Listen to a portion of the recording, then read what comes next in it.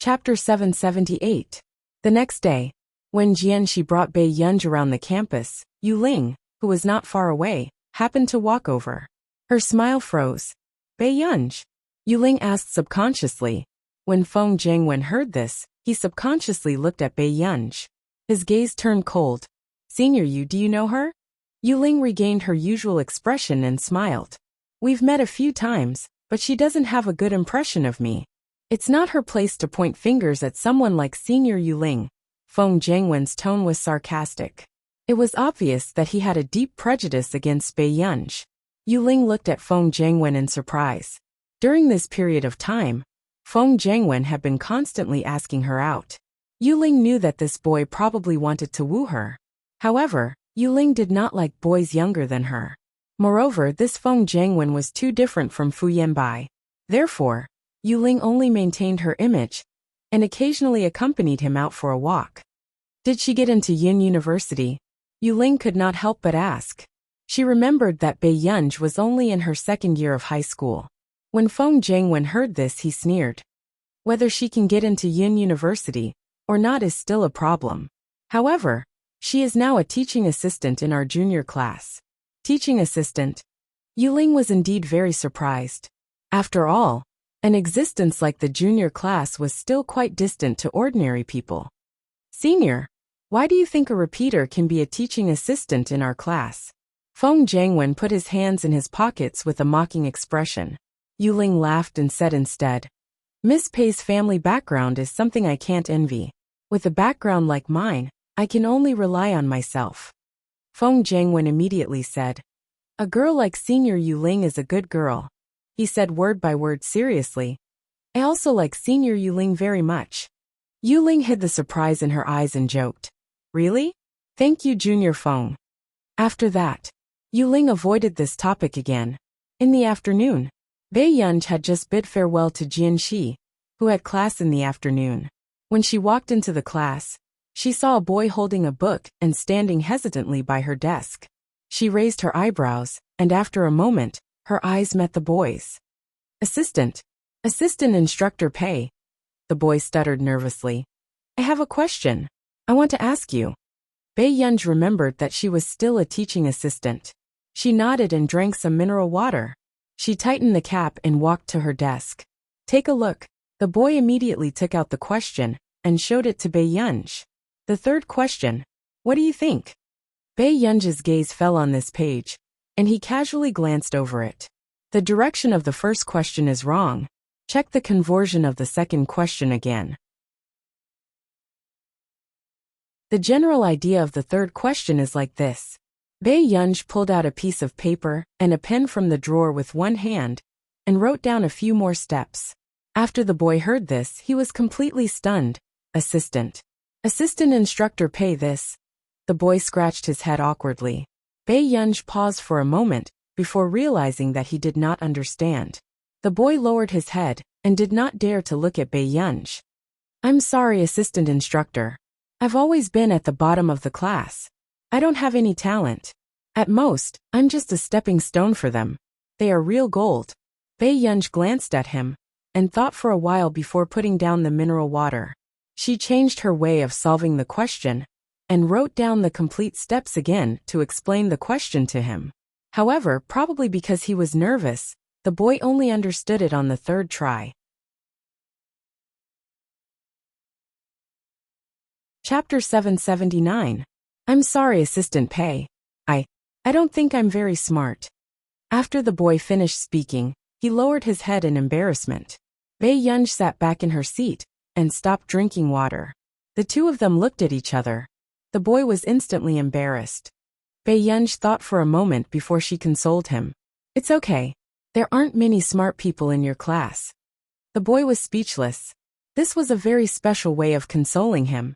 However, the boy still felt that Bei Yunj was deliberately saying this because she disliked the students in the junior class.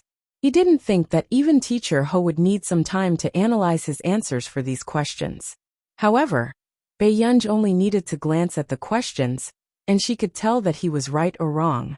Can I consult you more often in the future? The boy asked nervously. Normally, Bei Yunj would not have the patience to teach him, She was not interested in things that were too basic. This was something that Tich and Jasmine knew very well. However, Bae Yunj could also tell that the boy in front of her, who was about 3 years younger than her, was introverted and had low self-esteem. She was silent for a moment before she said, "Sure, but I'll be leaving Yin University in a few days."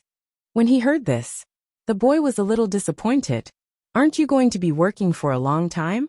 Bae Yunj chuckled softly. "Do you think I have such a good temper?" The students in the junior class were notoriously difficult to manage. Bae Yunj had always been good at using violence to curb violence. Bae Yunj glanced at the name on his exercise book and said casually, "Suja? Not everyone can reach the end of the path of scientific research. However, no one can prove that there is only gold on the road to the end." Suja was stunned for a moment. His heart was inexplicably touched. After a long while, Pippi reading network. Suja looked at Bae Yunj in front of him and suddenly mustered up the courage to ask, "Assistant Pei, do you teach any students?" Bae Yunj stopped playing with her phone. After a moment, she looked up at Suju and said, "I don't teach students anymore." This made Suju a little disappointed, but the next moment she said slowly, "If you like computers, you can try entering a computing institute in the future." Computing Institute? Suja knew about this Institute of Computing Technology. It was the top institute of computing technology in the country. It was said that he was poached by this institute. However, this computing institute was very difficult to enter, especially after there were rumors of a new member of the computing institute. The people who went for the interview were almost all the top talents in computer science. "I'm in this house," Bae Yunj suddenly said. Suja was both shocked and impressed. "Really? Teaching assistant Pei, you're amazing. I heard that he is also in there." "You're actually from the same computing firm." Bae Yunj. Over the past few days, only Suja would come to Bae Yunj to ask questions. But when they saw that Suja often asked for questions, the others also had some doubts. Not far away, someone whispered, "Look, Suja is asking that teaching assistant questions again. It's been 2 or 3 days, right?" This Suja is really discerning. He knows that she has a strong background and goes to please her every day. The girl next to her sneered as she touched up her makeup. "But, does that teaching assistant really know how to solve our questions?" When the girl heard her companion's question, she also laughed sarcastically. "What's so great about knowing how to solve it? That idiot Suja's standards are so poor. What's so difficult about teaching him?"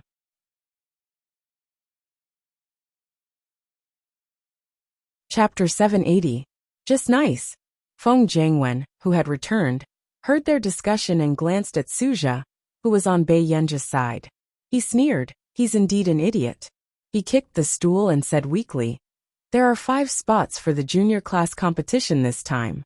If you want to go with me, you'd better decide today." Everyone's eyes lit up when they heard this. Feng Jiangwen was the son of the dean of Yin University. In addition, he had a son at an old age, so he was especially doted on. And almost every spot in the junior class was recommended by Feng Jiangwen. This time was no exception. When Feng Jiangwen left the classroom with the basketball, the girls behind started discussing excitedly. "Look, the big boss with a real background is in the class, okay? Soon." "That's right. Look at that idiot Suja. He was rejected 3 times. This time, he actually dared to offend Feng Jiangwen and stand blindly." Someone mocked. "Ha! What's the use of sucking up to the teaching assistant? Can the teaching assistant let him have a spot in this competition?" Si Qingyan took a sip of tea and continued watching the horror movie. He said leisurely, "Hey, isn't Master Pei the teaching assistant of your precious junior class? Let Master Pei choose." Hearing this, the principal's eyes landed on Bae Yunj. Bae Yunj had just returned to his office when he saw the current principal looking for Teacher Ho. "Where's Teacher Ho? Don't they care about their class's spot in the competition?" Si Qingyan was speechless. Indeed, the big-shot teaching assistant did not care about the lives of the students at all. Bae Yunj glanced at Si Qingyan calmly and said slowly, "Until now, I only remember 1 student." Principal Zeng was speechless. Bae Yunj's evaluation was already very high. Si Qingyan's eyelid twitched. Yunj, what's your impression of that student? Principal Zeng asked. His talent is average, but he's quite hardworking. Interesting. Even an outsider like him could not stand it anymore. However, Jasmine and Tich liked their teacher. They liked her very much. What's that student's name? Principal Zeng asked. In her heart, was there anyone with good talent? Jasmine and Tich, geniuses who were 1 in a million, were despised by her. Principal Zeng put a tick next to Suja's name list. Bei Yunj nodded casually and continued to look through the documents.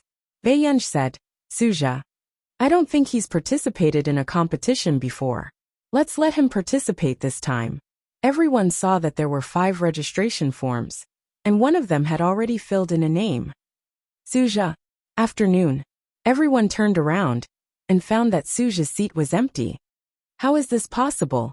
Feng Jiangwen hadn't filled it in yet, so why did Suja fill it in first? Are you sure you didn't write it wrong? Someone exclaimed. Why was he assigned to participate in the competition? That was impossible. For the past few days, Feng Jiangwen's attitude towards the teaching assistant had been so bad, and Suja was obviously trying to curry favor with the teaching assistant. Someone asked subconsciously, could it be that Feng Jiangwen gave it to her? How could Feng Jiangwen treat Suja so well? At this moment, Feng Jiangwen happened to return. He glanced at the registration form and frowned. Don't take my registration forms. Put them back. I'll choose the remaining 4. Usually, Teacher Ho did not care about this matter. Because he knew Dean Feng, he gave the right to choose the candidates to Feng Jiangwen. However, this time, it was an accident. Chapter 781. No one expected that Principal Zeng would throw the matter to Bei Yunj when he couldn't find Teacher Ho. Suddenly, the student who came to deliver the name list hesitated. But the principal said that the quota for this competition will be decided by the teaching assistant of your class. As soon as he finished speaking, there was silence in the hall. Feng Jiangwen froze and instinctively turned back to ask, what did you say? The male student was embarrassed. This form has to be handed over to the teaching assistant of your class. What right does she have to allocate the quota for our class? Feng Jiangwen directly threw the mineral water bottle on the ground. He was furious. This is arranged by Principal Zeng. Seeing this, the male student was stunned for a long time. When the others heard this, they had nothing to say. They were shocked for a long time by the identity of the teaching assistant. She knew Principal Bai and Principal Zeng. What was her background? Feng Jiangwen gritted his teeth. In the end, he suppressed his anger and sat in his seat without saying a word. However, unfortunately, at this moment Suja happened to come back. After seeing the registration form in the boy's hand, he pondered for a moment, took a deep breath, and went forward to ask. Feng Jiangwen, can I sign up for the competition? Although he had applied for the competition several times and was rejected, he still wanted to give himself a chance. Suja, don't you already have a quota? I saw a registration form that has been filled out. Your name is written on it. Someone whispered. What? Suja was stunned. When Feng Jiangwen heard this, he suddenly raised his head and looked at Suja in disbelief. Soon, Feng Jiangwen gritted his teeth and sneered. Suja, you're really good. You're not good at answering questions, but you're so good at unorthodox methods. Seeing the situation in the junior class, the male student who came to deliver the registration form felt that the atmosphere was too tense. The teaching assistant of your class. The next second, Feng Jiangwen suddenly stood up, grabbed Suja's collar and dragged him to the side. Suja was pale and thin. His face immediately turned red. When the others saw Feng Jiangwen's action, they didn't dare to stop him. Feng Jiangwen was the son of Dean Feng. Who dared to provoke him? The seniors who fought with Feng Jiangwen before were all persuaded to leave. Why don't you King solve these questions for me? Feng Jiangwen pressed his neck rudely. It was obvious that he was venting his anger on Suja. His tone was sarcastic. You're a stupid pig. Do you even deserve it? Student, what are you doing in school? The male student who sent the form immediately. Don't be a busybody. Feng Jiangwen turned around and sneered, his face full of hostility.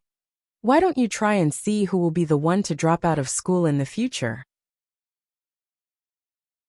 When the male student tested us, but he was no. Suja, you're just a useless piece of trash. 2. TSS. Ja. You piece of trash, why did you think of it like that? Why don't you beg me? Feng Jiangwen had been aggrieved for the past few days. Now that he had the chance, he didn't hold back at all. When the others saw this scene, they also felt that Feng Jiangwen had gone overboard, but no one stopped him. After that, just as the male student threw down the form and was about to help Suja, a basketball hit Feng Jiangwen's head accurately. P.S. Good guys, remember the monthly ticket.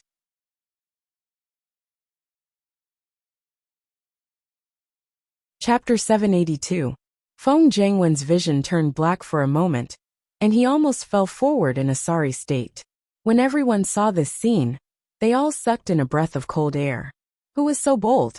Who dared to hit Feng Jiangwen? This was Dean Feng's biological son. Immediately after, everyone turned their heads and saw Bei Yunj, who had just returned from playing basketball. Bei Yunj placed a bottle of mineral water on the table. Her overly beautiful eyes were undisciplined, but they inexplicably made people feel cold. Do you like to cause trouble for yourself so much? Bei Yunj smiled faintly, and the coldness in her eyes was frightening. Feng Jiangwen had already been hit once, and had no intention of tolerating it. Bei Yunj, how dare you hit me? Feng Jiangwen's words seemed to be squeezed out from between his teeth. It was so eerie that it was frightening. This person was really detestable. It was just as Yuling had said. She was daring because of her connections. But this time, he was also prepared to let this person know how she had kicked an iron plate. Did she really think that she was so great just because she knew Bai Mingzhang? She was just a high school repeater. Could it be that Bai Mingzhang would protect her like she was his granddaughter? Bei Yunj raised her eyebrows, licked her lips, and said unhurriedly, "Get out of here now. It's good for everyone." As soon as she finished speaking, at this moment, the students in the junior class realized that their assistant could no longer be described as bold. When Feng Jiangwen heard this, his face turned even darker. He stared viciously at Bei Yunj. "Bei Yunj, do you think I don't dare to hit a woman?" Feng Jiangwen's joints creaked. No one doubted that Feng Jiangwen would very likely hit Bei Yunj at this time. The Bei Yunj sneered playfully, walked in front of Feng Jiangwen, and said slowly, "Listen, what you should be thinking about now is whether you want to crawl out or get out of here." Feng Jiangwen's gaze turned fierce, and he reached out to strangle Bei Yunj's neck. But just as everyone's hearts were in their throats, they saw Bei Yunj's slender hand grab Feng Jiangwen's wrist just like that. The next moment, the crisp sound of bones cracking could be heard, sending chills down one's spine. What followed was Feng Jiangwen's unprepared howl of pain. Assistant Instructor Pei. Suja subconsciously shouted, He's Dean Feng's." Before Suja could say anything, Feng Jiangwen was grabbed by the collar by the skinny girl in front of him and thrown out. Feng Jiangwen staggered and held onto the desk by the door, almost falling to the ground. But then, Bei Yunj, who was walking over, lifted her leg and kicked Feng Jiangwen's, but without hesitation. Feng Jiangwen immediately fell to his knees. He was beaten to a sorry state. Seeing this scene, everyone felt a pain in their buttocks, as if they had just survived a disaster. He originally thought that this was a girl who needed protection, but who would have thought that this beautiful girl was actually a ruthless person? Bei Yunj's usually upturned eyes were cold. She dragged Feng Jiangwen by the back of his collar and walked down the long corridor. Feng Jiangwen had no strength to struggle. The passers-by were stunned by this scene and did not dare to make a sound. It was only when they turned a corner that Bei Yunj threw Feng Jiangwen towards the trash can. Feng Jiangwen almost fell into the trash can. You. Feng Jiangwen's face was pale. One of his hands was in so much pain that he could not feel it.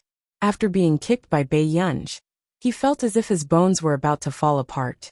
At this moment, the way he looked at Bei Yunj had changed.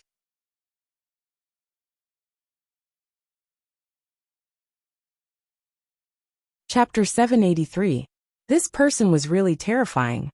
Feng Jiangwen saw that Bei Yunj was still approaching him, and his heart was in a mess. He gritted his teeth and said, Bei Yunj. I'm Dean Feng's son. If you don't want to cause trouble, you'd better. Before Feng Jiangwen could finish his words, he was slowly interrupted. Is that so? Bei Yunj raised her eyebrows and then turned to leave. When Feng Jiangwen saw this scene, his eyes darkened. He had just made a fool of himself because of Bei Yunj. How could he let Bei Yunj off? Feng Jiangwen's eyes were full of hatred. He picked up the abandoned wooden plank next to him and limped towards Bei Yunj. He suddenly raised the wooden plank and threw it behind Bei Yunj. This scene was frightening to watch, but no one expected the situation to change in the next moment. Before Feng Jiangwen's wooden plank could hit Bei Yunj suddenly grabbed his other wrist. This made Feng Jiangwen unable to move. Bei Yunj glanced at him and sneered softly. There was a playful and cold light in her eyes. So you like to court death so much? Then, before Feng Jiangwen could react, he felt a pain in his knee. The next moment, he knelt in front of this unbelievably beautiful girl. The girl in front of him looked down at him condescendingly. Suddenly, the corners of her lips curled upwards. She raised her foot and kicked him in the shoulder. Feng Jiangwen fell to the ground. Bei Yunj stepped on his chest, and there was a dull pain in his chest. Seeing this scene, some people went directly to the principal's office and the dean's office to find someone quickly. 10 minutes later, Dean Feng rushed over anxiously. When he looked up, he saw his arrogant son being stepped on by a girl. What are you doing? Dean Feng's expression changed, and he immediately shouted. Hearing this, everyone turned around and saw Dean Feng. They knew that Bei Yunj was in big trouble. This was Dean Feng's son. Wasn't Bei Yunj courting death?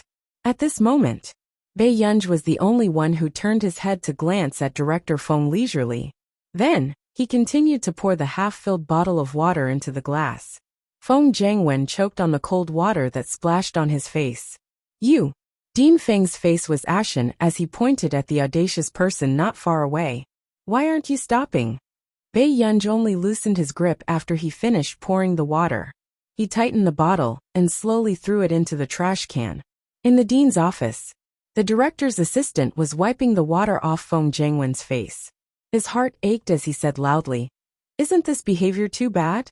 This is a student of the junior class.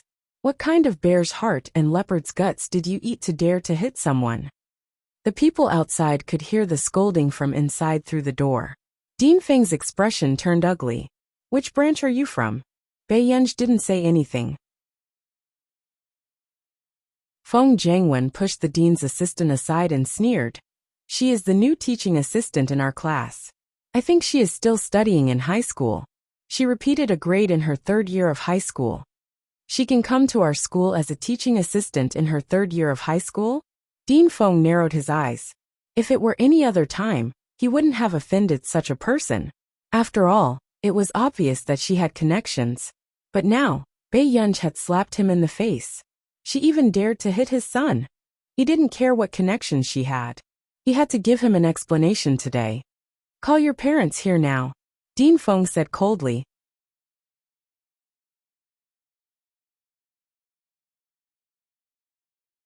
Chapter 784. When Bei Yunj heard this, he didn't panic at all. He glanced at him casually and asked, Which parent? The one who made you a teaching assistant. Dean Feng sneered. He wanted to know who was so capable as to arrange for an ordinary repeater to be a teaching assistant at a top school like Yin University. What right did she have? Bei Yunj thought for a moment and lazily called Bai Mingzhang. Bai Mingzhang, who was in Yun Nonglin next door, took a deep breath when he received the call. Gore, wait for me for a while. I'll come as soon as possible. Bei Yunj hesitated but didn't ask further. Okay. After hanging up the phone, Bai Mingzhang calmed down and looked at Tian Hujing, who was holding the dog leash. Old Tian, I only grabbed a handful of vegetables. You don't have to be so calculative, right? Tian Hujing's face darkened and he sneered. A handful of vegetables? If I didn't come, my vegetable garden would have been destroyed in your hands again today. With that said, the hound beside Tian Hujing was already glaring at Bai Mingzhang fiercely. It stuck out its tongue and drooled. Old Tian is looking for me. Let's settle this next time, okay? Bai Mingzhang looked at the students outside the door and felt a little embarrassed. He could only cough lightly and say, "Gah, that's." Tian Hujing reacted and immediately lowered his voice. "Old Zheng's precious daughter? What old Zheng's daughter? From now on, she's my biological daughter." Bai Mingzhang raised his head arrogantly. "Tian Hujing, don't be so smug. Lanjun didn't even look at you, and you're already treating someone else's daughter as your own?"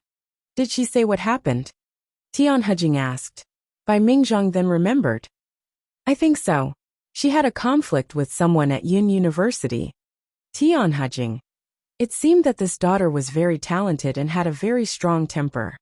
In the dean's office of Yun University's main residence. "Hit someone? If you dare to hit someone at Yun University, don't even think about becoming a student of Yun University in the future." The dean's assistant was already scolding him. Dean Feng was sitting at his desk drinking tea. Feng Zhengwen rubbed his wrist and sneered at Bai Yunj. He was not in a hurry to go to the hospital. He wanted to see with his own eyes how unlucky Bai Yunj was. "When can I leave?" Bai Yunj was getting a little impatient. "You still want to leave?" The assistant wanted to say something, but he was interrupted again. Director Feng glanced at Bai Yunj and laughed. "You can leave after your parents come and apologize to my son." When Feng Zhengwen heard this, he leaned back on the sofa with his head held high. He was in a good mood. Bai Yunj glanced at Director Feng and licked his lips. "Sure." Seeing that Bai Yunj was not anxious at all, the dean's assistant beside her felt that this was the first time she had met such an arrogant student. "Director, we must let Hengda High School deal with this student properly. How can you hit someone in school?" As soon as he finished speaking, suddenly, the door was pushed open. Everyone saw that it was the former principal of Yun University, Bai Mingzhang, and Tian Hujing from Yuncheng Agricultural University. They were stunned. Director Feng choked on his words. Principal Bai, Principal Tian, why are you two so free to come to my place?" he subconsciously asked. However, the two of them ignored him and walked straight to Bai Yunj. "Gur, let me see. Are you hurt?"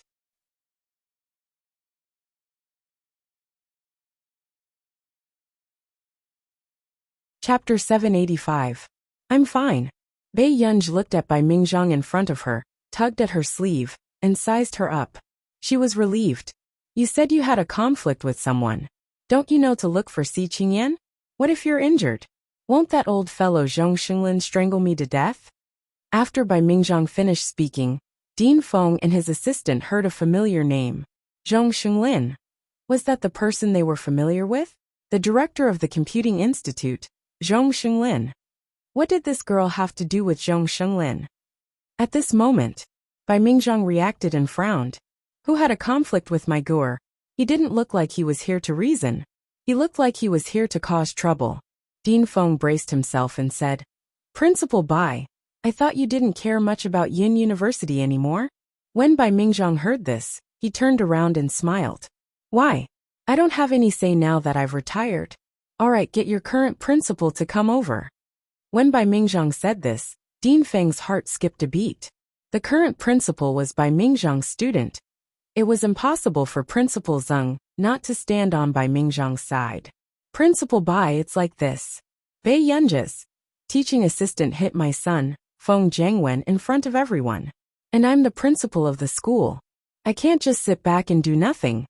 Dean Feng's words were all Bai Yunj's fault. Tian Hujing was a little surprised. He didn't expect Lan Jun's temper to be able to raise such an unreasonable girl. "Gur, why did you hit him?" Bai Mingzhang didn't think that Bai Yunj would hit someone for no reason. Bai Yunj glanced at Feng Zhengwen on the sofa and said leisurely, "Self-defense." Feng Zhengwen's expression changed. He suddenly remembered that after leaving the classroom, Bai Yunj indeed didn't hit him. Instead, Bai Yunj only started to hit him after he did. Feng Zhengwen immediately said without thinking, "She hit me in the classroom too. My hand is broken and I can't feel it." Other than his hands, Feng Zhengwen actually felt the most pain in his buttocks. However, he was too embarrassed to say it in public. Bai Yunj stood there lazily and glanced at him from the corner of his eyes. He did not intend to speak. But not long after, suddenly, a voice came from outside the door. "He attacked me first, so assistant instructor Pei had no choice but to act. When everyone heard that, they saw Suja in a blink of an eye. Suja covered his forehead, pursed his lips, and put down his hand. The side of her fair forehead seemed to have been scratched by the edge of the desk, leaving a trail of blood. Indeed, it didn't seem like it was done by him. Behind Suja was Si Qingyan. It was obvious that Si Qingyan had not arrived in time, and had gone to find someone for Bei Yunj. Nonsense! Dean Feng's face turned cold as he reprimanded. At this moment, Bai Mingzhang's cold gaze swept over him. Why? Must you speak the truth only if you help your son? Principal Bai, I remember that you don't have a granddaughter. Dean Feng braced himself and asked. Indeed, she's not mine. She's Lanjuan's granddaughter. Do you want to talk to Lin Lanjun about this? Principal Lin? Dean Feng's expression changed. Lin Lanjun was also highly respected at Yun University back then. If she hadn't taken the initiative to retire, she would have been the vice principal of Yun University back then. However, many of the teachers of Yun University now were students who had received Lin Lanjuan's favor. At the side, Feng Zhengwen's originally smug face had already stiffened.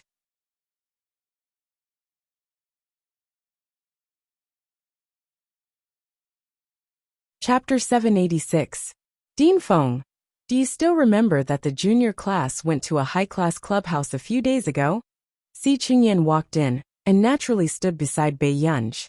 He smiled and said, You should know best who the organizer is. Dean Feng panicked. What nonsense are you talking about?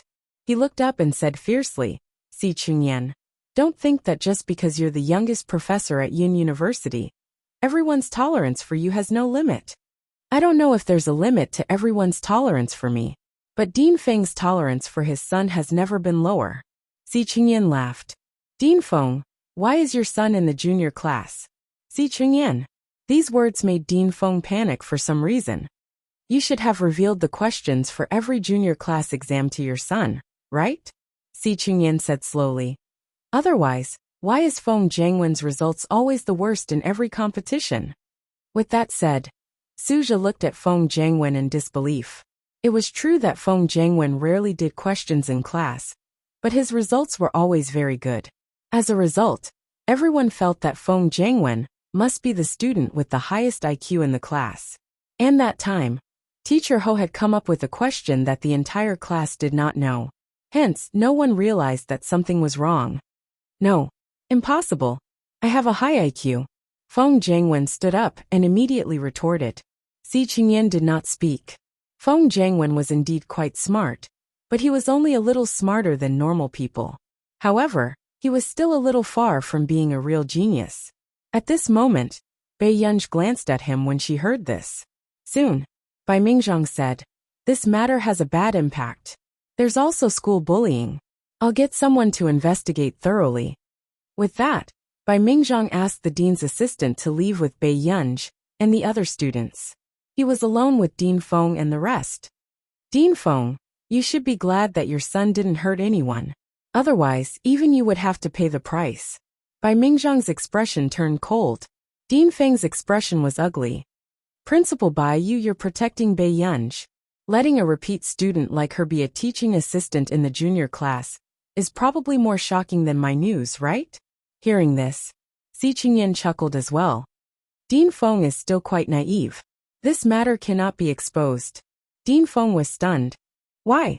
Tian Hajing, who was standing next to him, said unhurriedly, That's because the higher-ups are not allowed to disclose her information. Finished speaking, Dean Feng's expression changed drastically. People whose information was not allowed to be made public were usually protected by the country. How could such a person be related to the scientific research community? There was only one possibility. Genius. A true genius. Even the students of the junior class couldn't compare to him. Impossible. It must be fake. How could she have that kind of talent? Dean Feng found it difficult to accept this fact. Bai Mingzhang looked at him for a while, then sneered. He said coldly, Today, if she's hurt even a little bit, Yun University's junior class might be disbanded. Dean Feng's face immediately turned pale. The others didn't say much to Dean Feng. After all, Director Feng was not qualified to sign the confidentiality agreement and know Bei Yunji's identity. After Bai Mingzhang and the others left, Director Feng almost fell onto the sofa.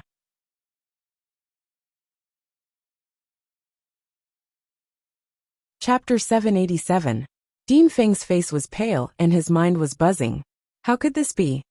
When did such a person appear in their circle? At the door.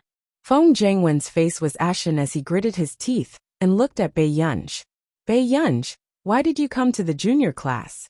If it wasn't for her, his father wouldn't have offended Principal Bai. With Bei Yunji's background, she didn't need the reputation of being the assistant teacher of the junior class. I'm free. Bei Yunji glanced at him, and her phone vibrated. She took out her phone, glanced at Su Zhe and left. Go and treat your wounds first. Okay. Su Zhe looked at Bei Yunji's departing figure with a complicated gaze. In the end, he made a bold decision. He wanted to enter the computing institute. By the window, Bei Yunji picked up the phone and said leisurely, "What's wrong?" Shang Yan's gentle voice sounded from the phone through the current. I need you to come to our nation. When are you free? Bei Yunji raised her eyebrows. Around the day after tomorrow. Shang Yan seemed a little surprised. He paused for a moment and asked, Fair's prize? Yes, I'll go over and settle something on the way. Hearing Bei Yunji's words, Shang Yan also chuckled. Okay, then let Nieyu pick you up. I need you to confirm a few research and development products for Higgins. Bei Yunji had never seen Nieyu before. She only knew that he was Shang Yan's assistant. Okay. After hanging up, Bei Yunji was about to go back when another call came in. It was an unknown number. Bei Yunji raised her eyebrows and hung up. On the other side, CI7 Yunqing branch. Jiang Song hesitated for a moment before confirming one thing. Wenxin School. He was hung up by this new member of the chaos. Jiang Song. This was the first time someone had hung up on him. Jiang Song endured it and took a deep breath. He couldn't be angry. The higher-ups had said that this was a big shot. A big shot who had single-handedly defeated all of hibernating Lion 173. He had to give the big shot a little more care. After dialing another number, Jiang Song began to flip out. What's wrong with you K-assists? Max isn't picking up the phone. The one who answered the phone was the deputy leader of the Chaos Men, In Shasha. In Shasha rolled her eyes, but her tone was very gentle. Max doesn't like to answer the phone. I suggest you send a text message. After that, In Shasha hung up the phone. What a joke. How did he think Kay got in touch with Max? If they called Max every day, Max would lose her temper and tear them apart. Wouldn't it be polite and amiable to send a text message to inform the big boss first? Jiang Song's face darkened after being hung up on for the second time. The K-assists were simply too arrogant. Did they think that they wouldn't want anyone else other than the K-assists? Afternoon. Bei Yunji was eating shaved ice when her phone suddenly vibrated. She took it out and saw that it was a message from the unknown number. Max, have you been too busy recently? I'm Jiang Song, the director of the CI7 Yun City branch. I'd like to invite you to the Yun City branch for a simple understanding. You can set the time, and the address will be sent to your phone. Is that okay? I'm looking forward to meeting you. Bei Yunji raised her eyebrows and remembered that there was such a matter. Soon, Bei Yunji lazily stirred the shaved ice with one hand and replied to his message. Sure. Jiang Song took a look and immediately replied to Bei Yunji's message. You're not coming recently? Are you very busy recently?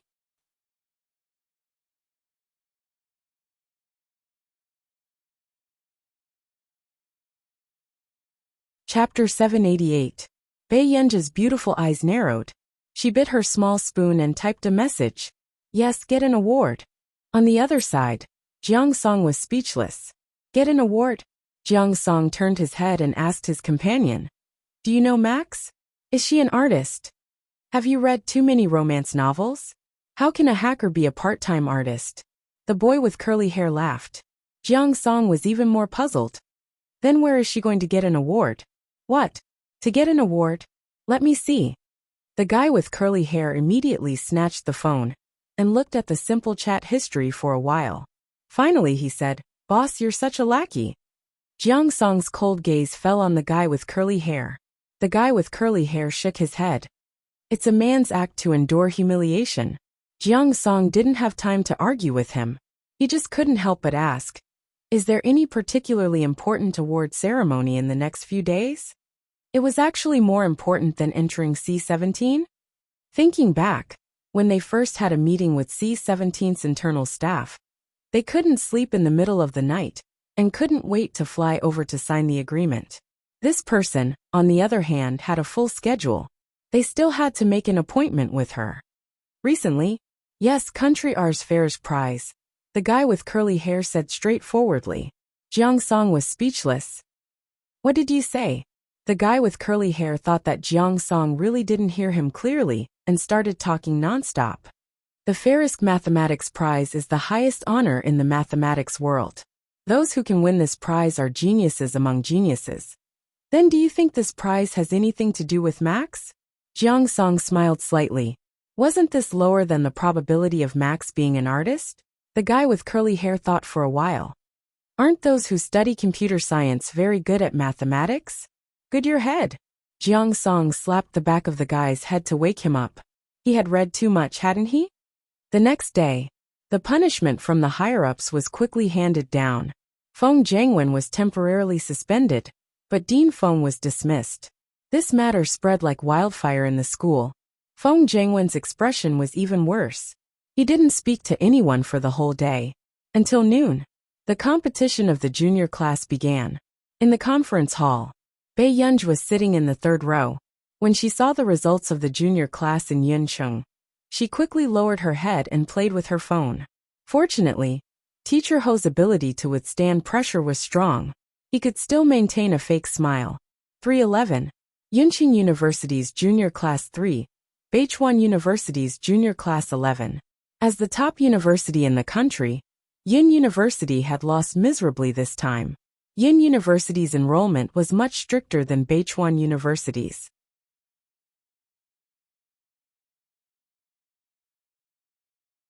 However, the students of Yin University's junior class thought that their high IQ and ability could suppress everything and were unwilling to work hard on their studies. So this was good. This time, the people from Beichuan next door were rubbing their faces against the ground. Until today, the students of Yin University's junior class finally realized that they did not have the right to be at ease. Seeing the dejected faces of the students of Yin University's junior class, Pei Yunj also felt that this competition was a very good lesson. Teacher Ho calmed down. Pei Yunj glanced at Teacher Ho. He was probably thinking of Tich and the others, so he suddenly became gentler towards Teacher Ho. Teacher Ho was a little surprised by Bei Yunj's sudden consolation. Read, he sighed. We're probably going to lose this competition. What's so important about losing? Bei Yunj's understanding words made Jian Shi, who was playing games at the side, slowly turned to look at her. Last time, when Jasmine was careless in the competition and almost tied with the second place, she remembered that Bei Yunj did not say that Bei Yunj's original words were, "Fortunately, you won this time. Otherwise, I really don't know if I should start teaching you from the elementary school curriculum again." Their teacher's damn desire to win. You're right. You have a good mentality. Teacher Ho nodded in agreement. Only Jianxi lowered her head and did not dare to speak. Bei Yunj's eyes were still bright and unruly. There was a lazy smile on his face as he lazily supported his chin with one hand. Until the intermission, when the students on the stage came down, people from Beichuan University next door laughed. Are they really from the junior class? Why are they not much different from the high school class? After asking, there was a burst of laughter next door. This made the Yin University junior class students who came down from the stage turn green and red. Lost? Teacher Ho asked indifferently. The junior class students fell silent. They began to understand why Teacher Ho was so strict with them. No matter how talented they were, there would be times when they would be eliminated. They're definitely not from the junior class. One of the students looks like she's about 19 or 20 years old. A girl with a round face said angrily. At this moment, the Beichuan University students next door heard it clearly. Then you should find a student who's 19 or 20 years old to come up together. Our class is not afraid. The junior class student next door said arrogantly. Hey, their class's assistant looks like she's only 19 or 20 years old. Someone suddenly interrupted. This made Bae-yunj, who was playing with her phone, stop. Soon, the assistant next door walked over. She was a girl in her mid-20s. She smiled and said, "Since that's the case, why don't your school's assistant give it a try? The assistant is so young. We do want to know the standards of your school's teachers." Teacher Ho's body stiffened. Until now, Teacher Ho had always thought that Bae-yunj had gotten in through the back door to become an assistant. She was probably not even at the level of their junior class. There's no need. Bae-yunj did not even raise her head and rejected her calmly. As for the others, they looked at the young assistant from Yin University. She did not seem to care about the outcome of the junior class at all. She could even play the maps of the gods so calmly. A thought immediately appeared in their minds. This assistant is probably a fake. No wonder the standards of Yin University's junior class were so bad. Can anyone from Yin University be an assistant? Someone mocked softly. That's right. Our Beichuan's junior class assistant is already a doctoral student. Half of the students in Beichuan's junior class were students who had failed to get into Yin University. Therefore, they had accumulated a lot of resentment towards Yin University. When the people from Yin University's junior class heard this, they felt like they had been slapped in the face for the first time. It's none of your business, a boy from Yin University's junior class said unhappily. It was not because he had a good relationship with Bae-yunj. He only felt that Bae-yunj was being mocked this time mostly because they couldn't win. In the end, half of the responsibility was on them. That's right. What does my standards have to do with her? She's just an assistant who's temporarily in our class.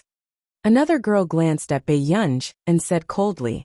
At this moment, Jianxi was a little surprised. This group of people was not hopeless. She could not help but turn to look at Bae-yunj. She was waiting for her reply.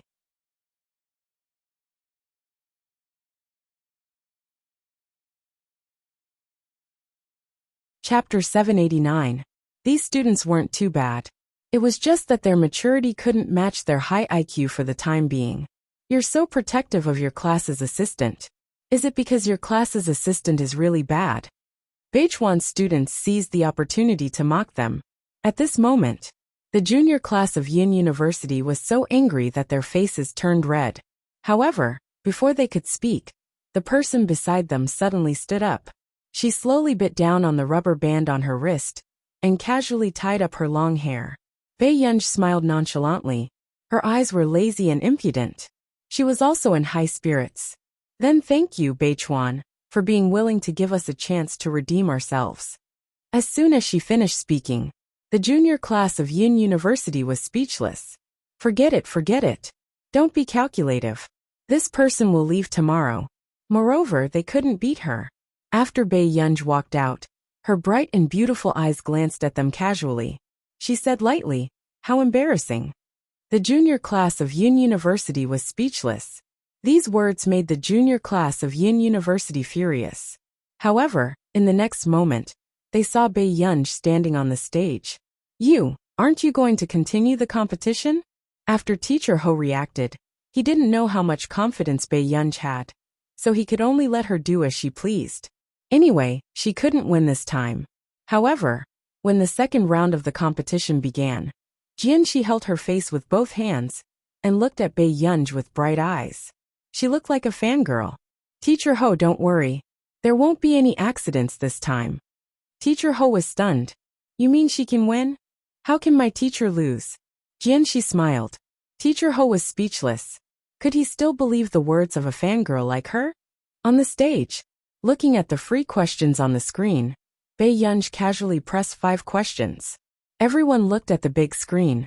Yunqing University chose the 5 questions with the highest scores. This made the legs of the junior class of Yin University go weak.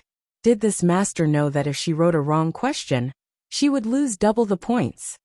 Otherwise, why would there be so many questions left? Now, she had directly picked the question with the highest score, 5 points per question. The participating students looked at their teaching assistants expressionlessly. This time, he was probably going to get a negative score. They began to suspect that the teaching assistant was holding a grudge against them and was purposely making things difficult for them. This contestant, are you sure you want to ask 5 questions at once? The professor below the stage could not help but ask. These questions were set according to the standards of the International Mathematics Competition. At this moment, Si Qingyan happened to take off his earplugs and accidentally saw the person on stage from the corner of his eye. Si Qingyan was speechless. Who the hell put this person up there? Wouldn't Yun University be accused of cheating in the future? Losing wasn't shameful, cheating was. Wait, who put this person up? Si Qingyan stood up and asked. This was the first time that everyone had seen this young and handsome professor with a dark face. On the stage, Bei Yunj glanced at him calmly. It was suggested by our university's teaching assistant. I don't think it's a big deal. The professor from Beichuan next door said generously. Si Qingyan was speechless. When you lose until you can't get up later, you won't think it's a big deal. Wasn't letting Bei Yunj PK a group of kids from the junior class equivalent to a max-level big shot entering a novice village? P.S. Be good and remember the monthly votes.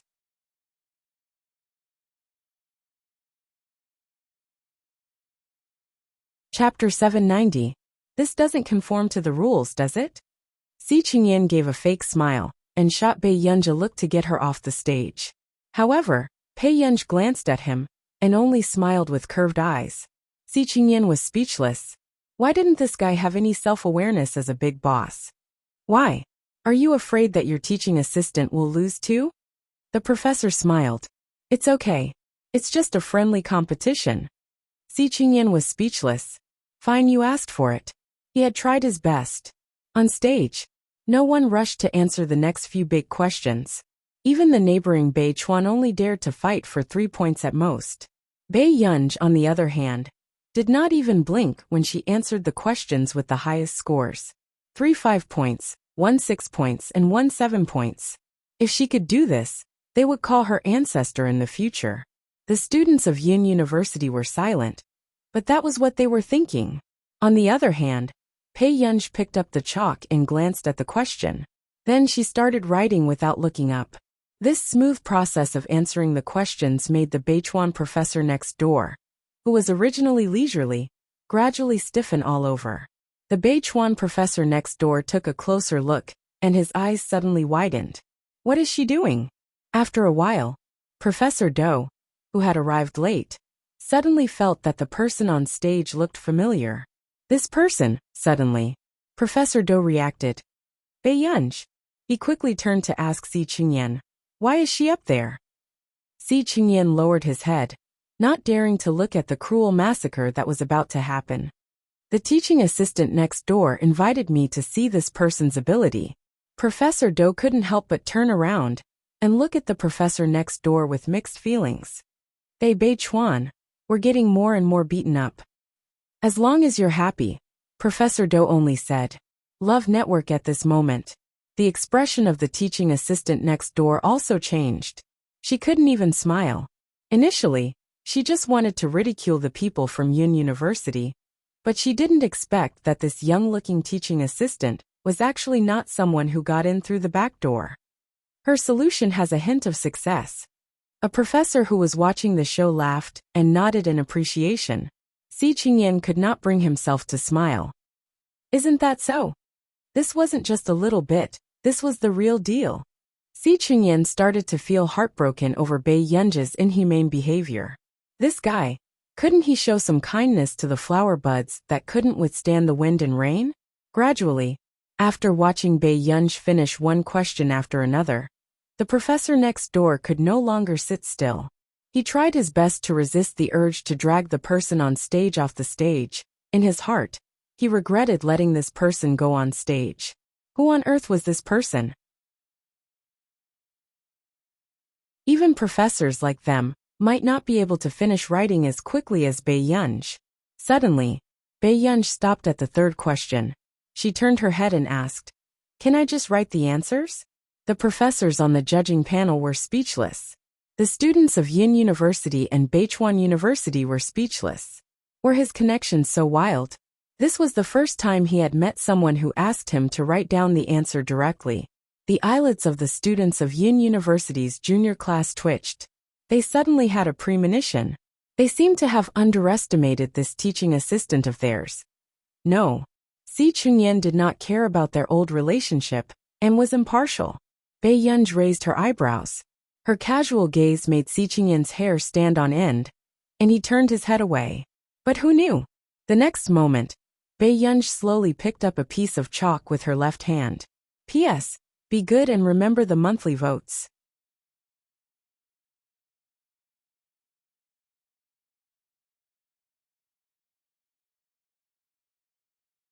Chapter 791. Just as everyone was confused, they saw the girl on stage casually glance at the blackboard and start answering the questions with her left hand. At the same time, her right hand was still writing. This scene almost made the Beichuan junior class and professors, who had been smug just now, hold their breaths. Their hearts ached. Was this something a normal person would do? At this moment. Not to mention the people from Beichuan. Even the people from Yin University felt suffocated when they saw this scene. On the other hand, the big boss on stage was still a little impatient. Her good handwriting gradually became perfunctory, and only the final answer was concise and clear. Si Chunyan instinctively covered his face with his hand, unable to bear to look at it. He remembered that the first time he saw Bei Yunj's actions, he was also stunned. However, he later found out that Bei Yunj was really a research freak, who could come up with the answer and process in her mind just by looking at the question. It was real. It was because the speed of her hands could not keep up with the speed of her brain that she had such an operation. However, in the eyes of others, Bei Yunj was already writing the questions. She was like a humanoid problem-solving machine. When Bei Yunj finished writing the questions, the students from the two schools could not help but wonder if they were really geniuses. Were they not retarded? Was there really no mistake? Then what's with this strange person? It's about time. Bei Yunj casually threw the chalk into the blackboard and slowly returned to her seat. The Yin University students beside her suddenly felt suffocated by the big boss sitting beside them. The minds of the students from Yin University's junior class were in a mess. They felt even more ashamed than the students from Beichuan. Where did Principal Bai find a godly assistant for them? However, in the past few days that Bei Yunj had been working, none of them had asked any academic questions. All of them had been given to Suja. Below the stage, Feng Jiangwen, who was about to record this scene and expose Bei Yunj for getting in through the back door, gradually turned pale. Hamba literature. How is this possible? How is this possible? Feng Jiangwen could not believe it. However, in the next moment, after the professors finished giving the scores, they heard an electronic notification sound in the hall. The system's scores are continuously updated. Yunqing University, Beichuan University 3111. As soon as he finished speaking, the people from Beichuan next door were having a mental breakdown. It was 311 just a moment ago, and now it was suddenly 20 points ahead of them. How the hell were they going to chase after her? As for the students from Yin University, they were frozen in place. They felt that this competition was a one-sided slaughter by their assistant professors. There was no need for them to exist.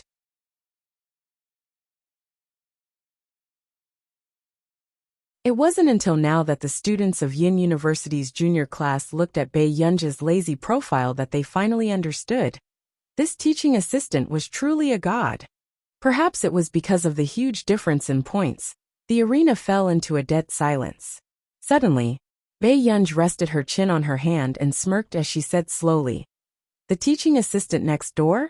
Why don't you answer a question too? It's just a friendly match for fun." Hearing this, the expression of the teaching assistant next door instantly turned ugly. To be honest, she didn't even have the confidence to get full marks for the questions that Bei Yunj had just done. How could this be?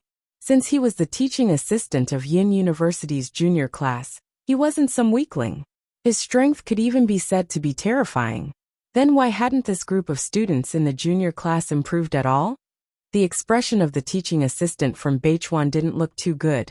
But at this moment, her students on the stage were all looking at her with hopeful eyes. P.S. I'll continue to update later. Be good and remember the monthly votes.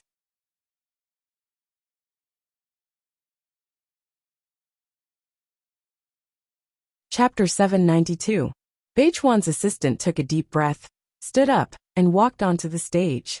Then, she glanced at the remaining 5-point questions and mentally prepared herself for a few minutes before checking the remaining questions. As long as she answered all 4 5-point questions correctly, she would be able to get back her points. However, she was not confident that she could get back her points. The Beichuan professor below the stage could not help but take a deep breath when he saw that their assistant had finally finished a question, but stumbled on the next question. He said, "Assistant, do forget it. Come down." The strength of that girl just now was too frightening. It was basically impossible for their school's assistant to win against her. This was something that everyone present could see. When Assistant Du heard this, she pursed her lips and broke the chalk with her fingers. In the end, she left the stage with an ugly expression, no matter how the students behind called out to her. In the end, without any suspense, Yin University's junior class won. However, the atmosphere below the stage made those who did not know better think that Beichuan had won. A Beichuan student patted a Yin University student on the shoulder and said with a smile, "Brother, your class is awesome. Your assistant is so strong that she can even drag an aircraft carrier, right? After a year, you guys still haven't made any progress?" Everyone in Yin University's junior class was silent. This time, their class had won, but it was even more embarrassing than losing. Soon the other Beichuan students surrounded them. They did not hold a grudge against Bei Yunja's ruthlessness during the competition. Instead, they asked with admiration, "Where did your assistant come from? She's too amazing. This is the first time I've seen someone answer questions with both hands." "That's right. She's so good-looking too," another girl said excitedly. At this moment, there were also boys who asked curiously and mockingly, "You guys are really strange. Even such a powerful assistant can't carry you guys. Did you guys donate your brains behind your assistant's back?" Yin University's junior class, you're the one who donated your brains. Your whole family donated their brains. I'm going back to do the questions. One of the boys could not stand it anymore and turned to leave. Hearing this, the others also went back one by one, preparing to stay up late. This competition had completely woken them up. In terms of talent, there was always someone better than you. And their talents were not enough for them to lie down and become winners in life. Even after receiving the medal, Teacher Ho still felt like he was floating. In the corridor, his sharp eyes saw Si Qingyan, and immediately went up to grab Si Qingyan's hand. "Professor Si, what's going on? Then, didn't Yunj get in through the back door?"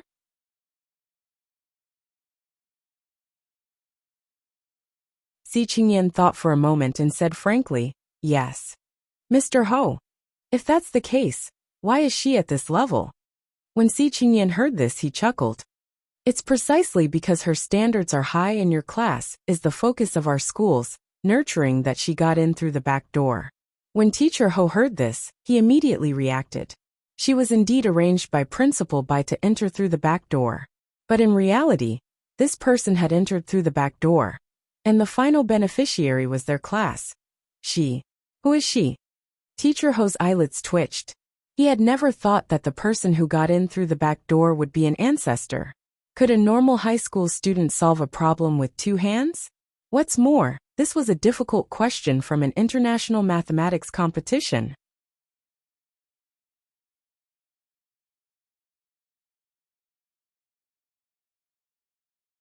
Chapter 793. Don't be anxious. You'll know in the future. Teacher Ho knew that Si Qingyan was not a person who liked to be mysterious. But looking at Si Qingyan's annoying appearance today, he still wanted to hit him. Then will she come to us again in the future? Before Teacher Ho could finish speaking, he was interrupted by Si Qingyan. "Old Ho, that's enough. It's already the luck of those brats that she came to be your teaching assistant for a few days." Si Qingyan patted Teacher Ho's shoulder and left with a smile. Hearing this, Teacher Ho wanted to say something but hesitated. In the end, when Teacher Ho returned to class, everything on Bei Yunja's table had disappeared. Where's Assistant Pei? Teacher Ho asked. Teacher Ho glanced at the people present and saw that they were no longer like before. There was not even a pen on the table, and it was filled with a pile of books. He said she won't study hard. Maybe you'll see her again in the future. With that said, someone said softly, the assistant seems to have left and taken everything. Teacher Ho was silent. Then, someone said carefully, Teacher Ho, will the assistant still teach us in the future? I don't know. Anyway, we definitely can't do it now. Our standards are too bad. No wonder the assistant doesn't like us. What kind of god is the assistant? Can I still reach the level of an assistant in my life if I answer questions with both hands? These conversations did not seem like the usual style of conversations in the junior class. Teacher Ho walked down and was about to clean the classroom when he suddenly realized that the rubbish bin was filled with extracurricular entertainment. He was stunned for a moment before he heard the students discussing softly. How awesome must she be to see the assistant? Bei Yunj was still thinking about how to tell Huashidu about going to her nation tomorrow.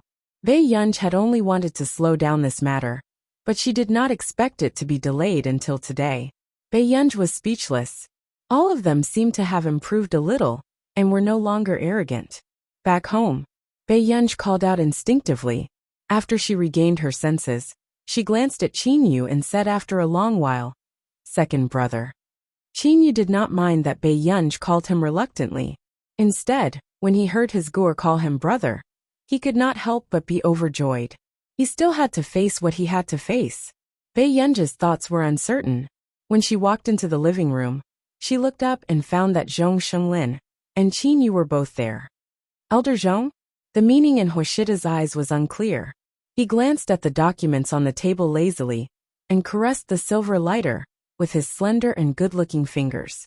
Obviously, this information was not something that could be prepared in a day or two. The child was hiding something from him. Gu'er, we're talking about you going to our nation for an exchange, Qinyu said with a smile. Bei Yunj was stunned and looked at Zhong Shenglin in confusion. But soon she realized that Zhong Shenglin was asking for leave for her. Thinking of this, Bei Yunj subconsciously turned her head and looked at the man beside her, who hadn't spoken a word. When Qinyu looked up, he found that his Gu'er's beautiful eyes were staring straight at Huashidu, who was sitting at the side. Qinyu. He suddenly had a bad feeling. Then does brother agree? Bei Yunj asked. Qinyu said without thinking, what's wrong with agreeing? But in the next moment, he felt that something was going to go out of his expectations. Huashida slowly buttoned up the loose and sexy buttons on his collar, his dignified eyes calm and elegant.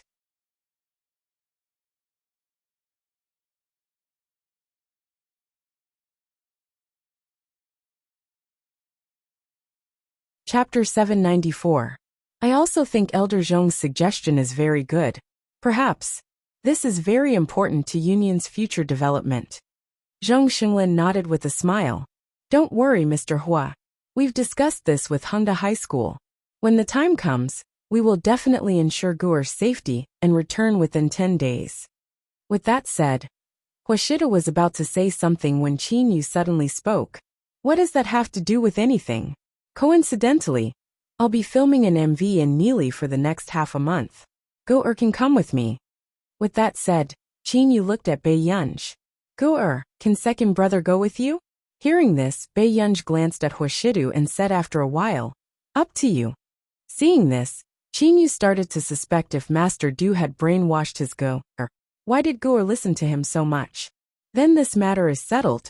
I'll get my assistant to book more plane tickets. Qinyu could not hide the smile on his lips, and immediately sent a message to Yang Xian. He asked Yang Xian to arrange for him to go to our nation tomorrow to film. After Yang Xian suddenly received Qinyu's message, he could not help but call him directly, but was quickly hung up. He could only bombard Qinyu with messages. Yang Xian? Yang Xian dog? Hung up on me? Yang Xian, didn't you say next month? Tomorrow? Why don't you go to heaven? Qinyu's slender fingers typed slowly. Tomorrow. Seeing the message, Yang Xian was speechless. He really wanted to know what had happened to Qingyu today. Half a month ago, Qingyu was still very cold and heartless in front of the company's higher-ups. It's not impossible for me to go to our nation to film an MV. We'll talk about it in 2 months. If it really doesn't work, then forget it. At this thought, Yang Xian took a deep breath and could only work overtime to arrange for Qingyu to go overseas to film an MV tomorrow. Soon, Yang Xian regained his senses. Yang Xian, 2 plane tickets? Whose is the other one? Qingyu, my sister's. My sister is going to be an exchange student. I'll go with her. Seeing this, Yang Xian almost wanted to smash his phone. So, Qingyu had tormented the entire company to work overtime for him, just to accompany his sister to school? Was this something a normal person would do? After everything was settled, Qingyu was not in a hurry to leave. Instead, he stayed here for the night. Bei Yunj wanted to find an opportunity to talk to Huashidu several times, but Qingyu caught her and chatted with her. He didn't look like the cold and aloof best actor at all. He was a living example of a clingy sister complex. Until the next day, Bei Yunj's expression did not look too good, so she decided to ignore Qingyu. It was not until she saw the man in a suit coming downstairs that Bei Yunj dragged her suitcase forward. Brother, are you taking me there today? Huashida glanced at the young lady with bright black eyes in front of him. How could he not know what she was thinking? This child was afraid that he would be angry. Huashida's lips curled up imperceptibly. Then, he only responded faintly. Before Bei Yunj could react, he took Bei Yunj's luggage. Get in the car first. I'll put the things away. Huashidu was not angry. He just wanted to tease this child. All these years, Huashidu rarely had any negative emotions. He had always lived a methodical life. However, ever since Bei Yunj moved in, it was the first time Huashidu realized that he had such bad thoughts. He always wanted to bully this little girl. Okay. Bei Yunj turned around and took Huashida's front passenger seat.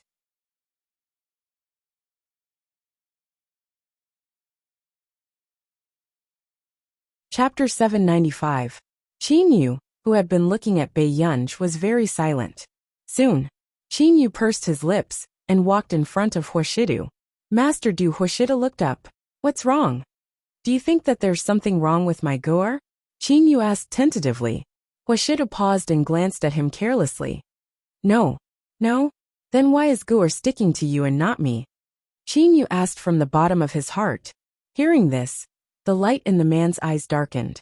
Even the light in his eyes disappeared as he looked at Qingyu carelessly. How do you want her to stick to you? After getting into the car, Huashidu turned around and met the other party's clear black eyes. Seatbelt. Huashidu had just finished speaking, and before he could fasten his seatbelt, the person beside him suddenly grabbed his hand. The man turned around, and her smiling voice sounded in his ear. Brother, I don't think the zipper on my back is closed. Huashidu raised an eyebrow. He had a feeling that the little fox in front of him was at it again. Just as expected. In the next moment, Bei Yunj smirked and said, It's actually fine to wear it out like this. It's just a little exposed. Huashidu was speechless. Soon, Huashida's deep and pleasant voice sounded in Bei Yunj's ear. Come here. Bei Yunj's lips curled up, and she leaned closer to Huashida naturally.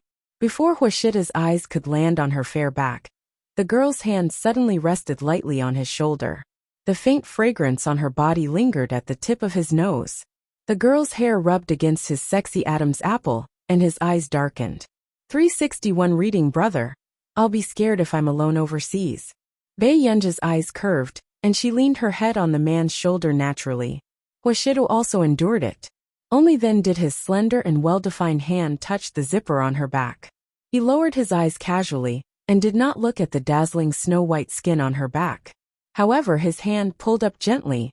Seeing that Huashidu was silent, Bei Yunj deliberately hissed softly in his ear, wanting to see his reaction. As expected, the man's movements paused. Very soon, before Huashidu could react, Bei Yunj retreated into his arms. She flipped her long hair in a serious manner. Her bright and beautiful eyes were filled with a lazy smile. Let's drive. Brother, why are you pulling the zipper so slow?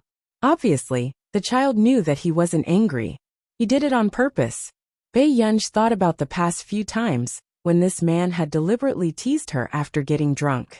This time, she was in a good mood. However, she did not know that Hwashidu, who was beside her, was staring straight at her. His eyes could not be seen clearly. Yin. Bae Yunj had just turned her head when the man bent down and pressed his face against her neck. His low and hoarse laughter, along with his hot breath on her neck, made her shiver unconsciously. The man's arm gently wrapped around her back. From the window, it looked like he was hugging her. The next moment, his handsome eyes were a little careless and mischievous. His voice was low and lazy. It was frivolous and flirtatious. It made her ears burn. Brother, you don't put on clothes quickly. It's faster to take off clothes. Bae Yunja's heart skipped a beat for some reason. She also felt the man's unconcealed gaze. Immediately after, the man chuckled casually. After straightening up, he slowly raised his hand and fastened Bae Yunja's seatbelt. Bae Yunj. She could not beat him.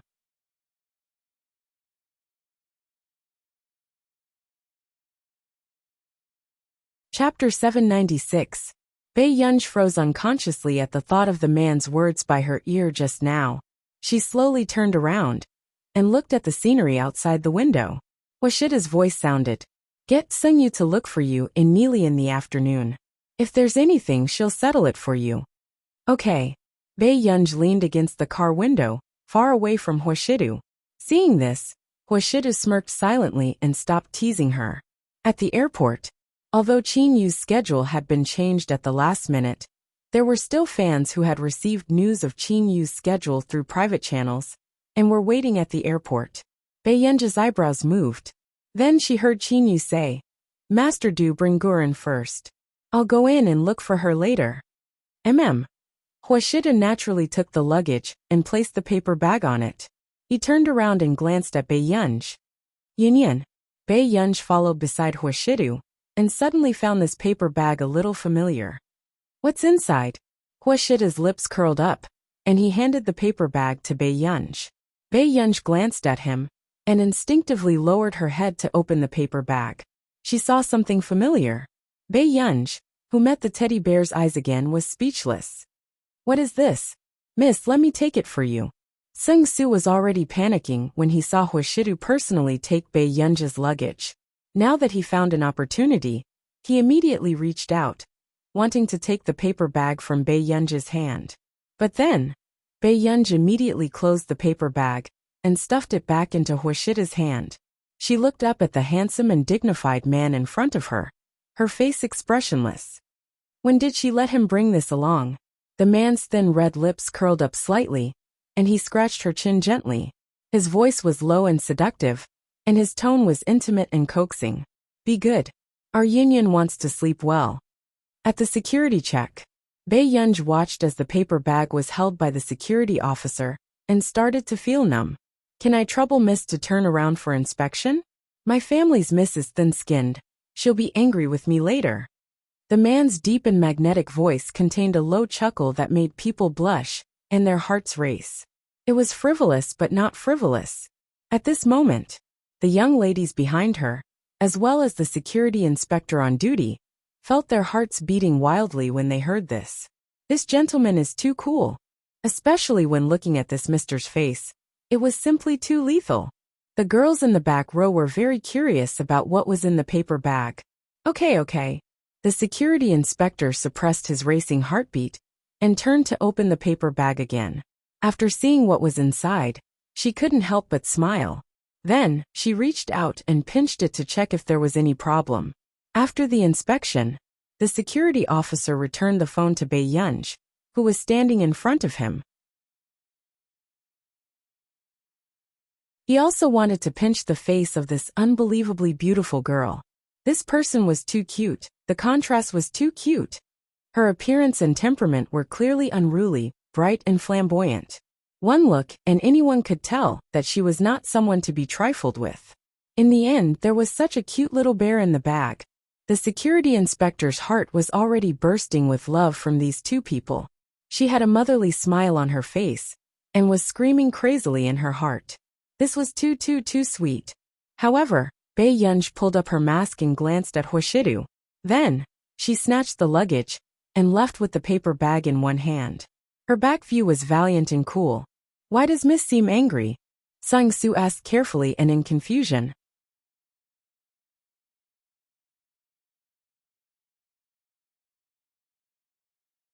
Chapter 797. Sang-soo turned around and was shocked to find that Master Du was actually smiling. Miss Pei was already angry, but he was still smiling. Sang-soo felt his heart skip a beat. At this moment, Bei Yunj had just come out of the washroom. Her backpack seemed to be filled with something, as it was a little bulging. Grr! Bei Yunj was wearing a mask as she sat beside Qingyu. Qingyu smiled. Do you want to eat anything after getting off the plane? No, Zhong. Our school has arranged for the students to stay in the same dormitory. I'm going back directly. Hearing this, Qingyu was a little disappointed. I see. Then when is Gur free to call second brother? Qingyu asked. Bei Yunj replied, okay. Seeing this, Qingyu's thin lips curled up. After feeling that someone was taking photos of them, he took off his sunglasses. In the next moment, before Bei Yunj could react, a dark gaze suddenly covered her eyes. Qingyu had put on his sunglasses. Bei Yunj had just looked up when she saw Qingyu's ink-like eyes. There was a gentle smile on his face as he supported his head lazily. He was a handsome young man with a tall frame. He was wearing a loose black t-shirt that made his skin look cold and fair. There were black English words tattooed on the inside of his arm that was supporting his chin.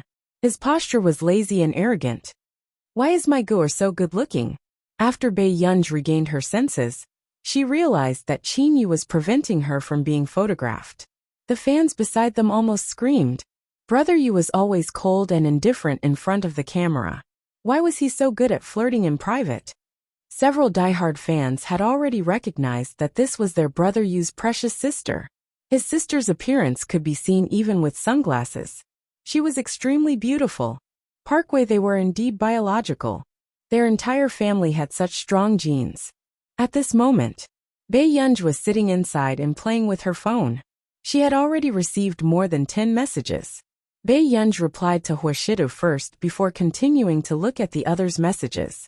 She clicked into Zhong Shenglin's chat and saw that Zhong Shenglin wanted to tell Marcus and the others about her arrival in country are today. Bei Yunj immediately rejected him. If Marcus came, there was no guarantee that Tich and Jasmine would come as well. When the time came, Delaney would know the news, and she would have another problem. Thinking of this, Bei Yunj raised her eyebrows. She wanted to go back as soon as possible even before she arrived in country R. Next, Bei Yunj had just exited the chat when she saw Du Xiao's message. Du Xiao, Gur, did you apply for leave to come to country R? Bei Yunj's eyelids twitched. She had no idea where the news had come from. Then, she continued to read the messages. Du Xiao, just in time. Come to the association to take the test when you're free. Du Xiao, train hard and strive to get the C-level qualification directly. In the International Musicians Association, only Du Xiao and some veteran gods who had retired from the association were A-class. The other students with the best aptitudes were B or C grade. And there were only 3 people who had obtained B-class qualifications. As for A-class, only musicians who could be considered a milestone of an era were qualified to obtain this level. Everyone who could obtain A-class had to have at least 3 songs that were recognized by the industry. However, this year, Bei Yunj had 2 songs that had been sent to the judges. Bei Yunj was not in the mood and replied to him slowly. Got it. Du Xiao, who saw this message, was also very worried. He could clearly feel that Bei Yunj's mind was not on music.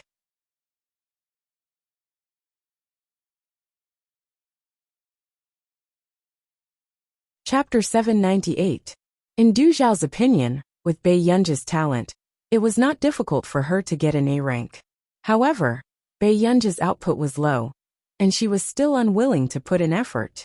At this rate, he did not know when she would be able to get an A rank. This time, even a B rank was difficult for Du Xiao. Bei Yunj did not care about this. She only read the documents for a few hours. After her phone ran out of battery, she closed her eyes to rest. Seeing this, Chinyu, who was beside her, smirked and gently took Bei Yunja's phone to charge it for her. More than 10 hours later, after getting off the plane, because Chinyu was too popular, his fans overseas had surrounded him. He could only watch as Zhong Xinglin and the rest took Bei Yunja away. But not long after, Chinyu suddenly realized something. Was Humda's resources that good? Gu was actually led by old Mr. Zhong when she went overseas for an exchange? Besides, why weren't there any other students in the team? Chinyu could not help feeling puzzled and walked out of the airport quickly. In the car, I really didn't expect Bei Yunja's brother to be Chinyu. He's so handsome. Other than Bei Yunj, the only two female researchers present could not help but discuss. Isn't that so? He even bought plane tickets for us. He's handsome and rich. The other female researcher, who was younger and in her early 30s, was already staring at him with starry eyes. Zhong Xinglin and Si Qingyan were speechless. They really did not dare to tell anyone else. If Chinyu had not insisted on accompanying Bei Yunj, the higher-ups would have already decided to charter a plane to send them to our nation because of Bei Yunj. Later Before Zhong Xinglin could finish speaking, the car suddenly stopped and everyone in the car almost cursed. The driver started to panic. There are many cars blocking the way. Hearing this, at first, everyone thought that it was a traffic jam. Later, they realized that something was wrong. Someone was specially blocking them. Suddenly, Lingduzi book. Si Qingyan asked coldly, Master Pei, are they here to assassinate you? Bei Yunj. Then Si Qingyan muttered to himself, no, this isn't a confidentiality measure for you. It's already very strict. How could anyone know that she's in our car? The others also had the same doubts and wanted to know the truth. And not long after director he got out of the car. He got into the car again. He looked at Bei Yunj. He's here for you. Alarm bells rang in everyone's hearts. Quick, hide by Mingzhong hurriedly ordered. And not long after director he got out of the car. He got into the car again. He looked at Bei Yunj. He's here for you. Alarm bells rang in everyone's hearts. Quick, hide by Mingzhong hurriedly ordered. Bei Yunj. At this time, the researchers on the bus were in a panic, not knowing where to hide such a big living person. Then, He's eyelids twitched. It's someone who knows and wants to go over. He reminded her, no. At this moment, everyone finally realized that that person didn't know Bei Yunja's identity. I know him. Bei Yunj raised an eyebrow with interest. After getting out of the car, Bei Yunj was speechless when she saw more than 10 imposing black cars. She probably knew which family was looking for her. This strong aura of a wealthy family, just as expected. Bei Yunj had just been arranged to get into the car when she saw an old man in formal clothes.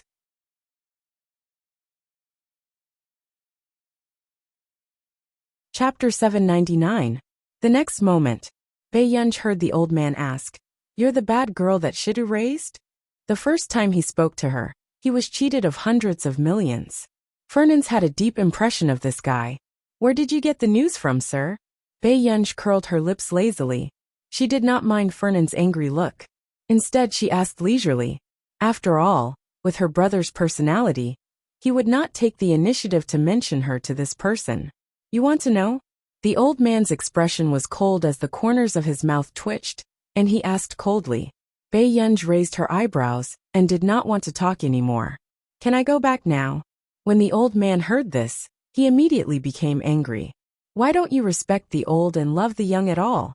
Have you ever seen a bad girl respect the old and love the young? Bei Yunj seemed to have thought of something. Suddenly, the corners of her lips curled up as she said leisurely, In this line of work, we like to run away after cheating money. These words made the old man speechless. He looked at Bei Yunj in shock. It was also the first time the butler had met such a young girl with a temperament that he couldn't figure out. Why would master do like such a girl? Was it because she was good-looking? How dare you? Fernans was speechless. Suddenly, Bei Yunj's eyes curved as she asked, Grandpa, I'm hungry. Can I go to your place for a meal?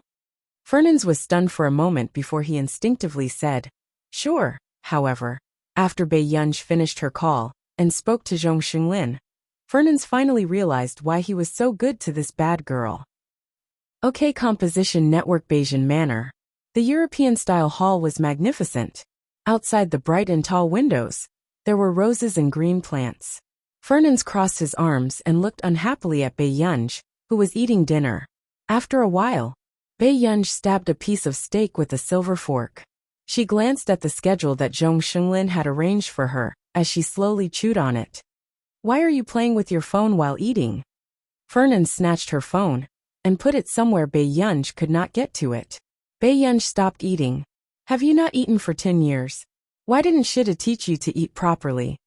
Fernand snatched Bei Yunj's porcelain plate, picked up the unused knife and fork, and carefully cut it. She placed the cut steak on the white plate in front of Bei Yunj, and muttered with a frown. What's wrong with eating like this? You better eat properly. In fact, although Bei Yunj's table manners were not very proper, she was good-looking and her movements were elegant. However, the old man was born in a noble family and had followed the most meticulous etiquette his entire life. Hence, when the butler asked the servants to bring in a few more dishes, this was the scene that greeted his eyes. The old man, who had never served anyone in his 8 lifetimes, was seriously cutting the steak for Bei Yunj. When he saw that Bei Yunj had eaten too much, he even handed her a glass of water. The butler was speechless. If the young masters in the family saw this scene, they would probably think that she was the old man's illegitimate daughter. Don't just eat meat. You have to eat more vegetables too. Fernand forgot the reason why he was looking for Bei Yunj and instructed the butler, prepare fruit juice for her next time. She's still growing. The butler said, Okay. Didn't he say that he wanted to intimidate Master Du's little girl? What are you doing? Using the coldest way to feed her the most delicious food while Master Du doesn't know.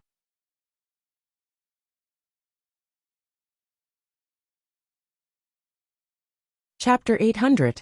It was not until Bei Yunj finished eating that Fernand nodded in satisfaction. That was more like it. Sir, the room prepared for Miss has also been arranged. The butler reminded him appropriately. Hearing this, Bei Yunj said, No need.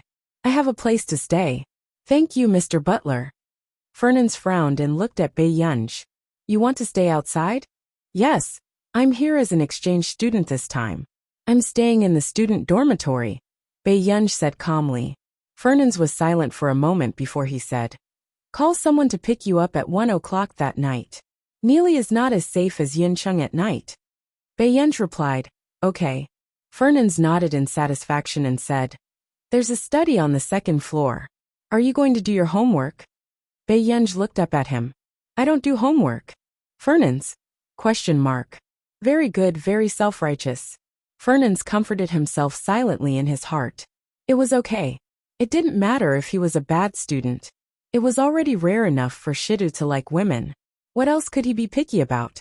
Fernand had always seen the younger generation in the family. Most of them were mature and wanted to study every day. A few hedonistic sons did not dare to say in front of Fernand that they did not like to study or do homework. Hence, Fernand thought for a long time, but did not know how to get along with the bad students.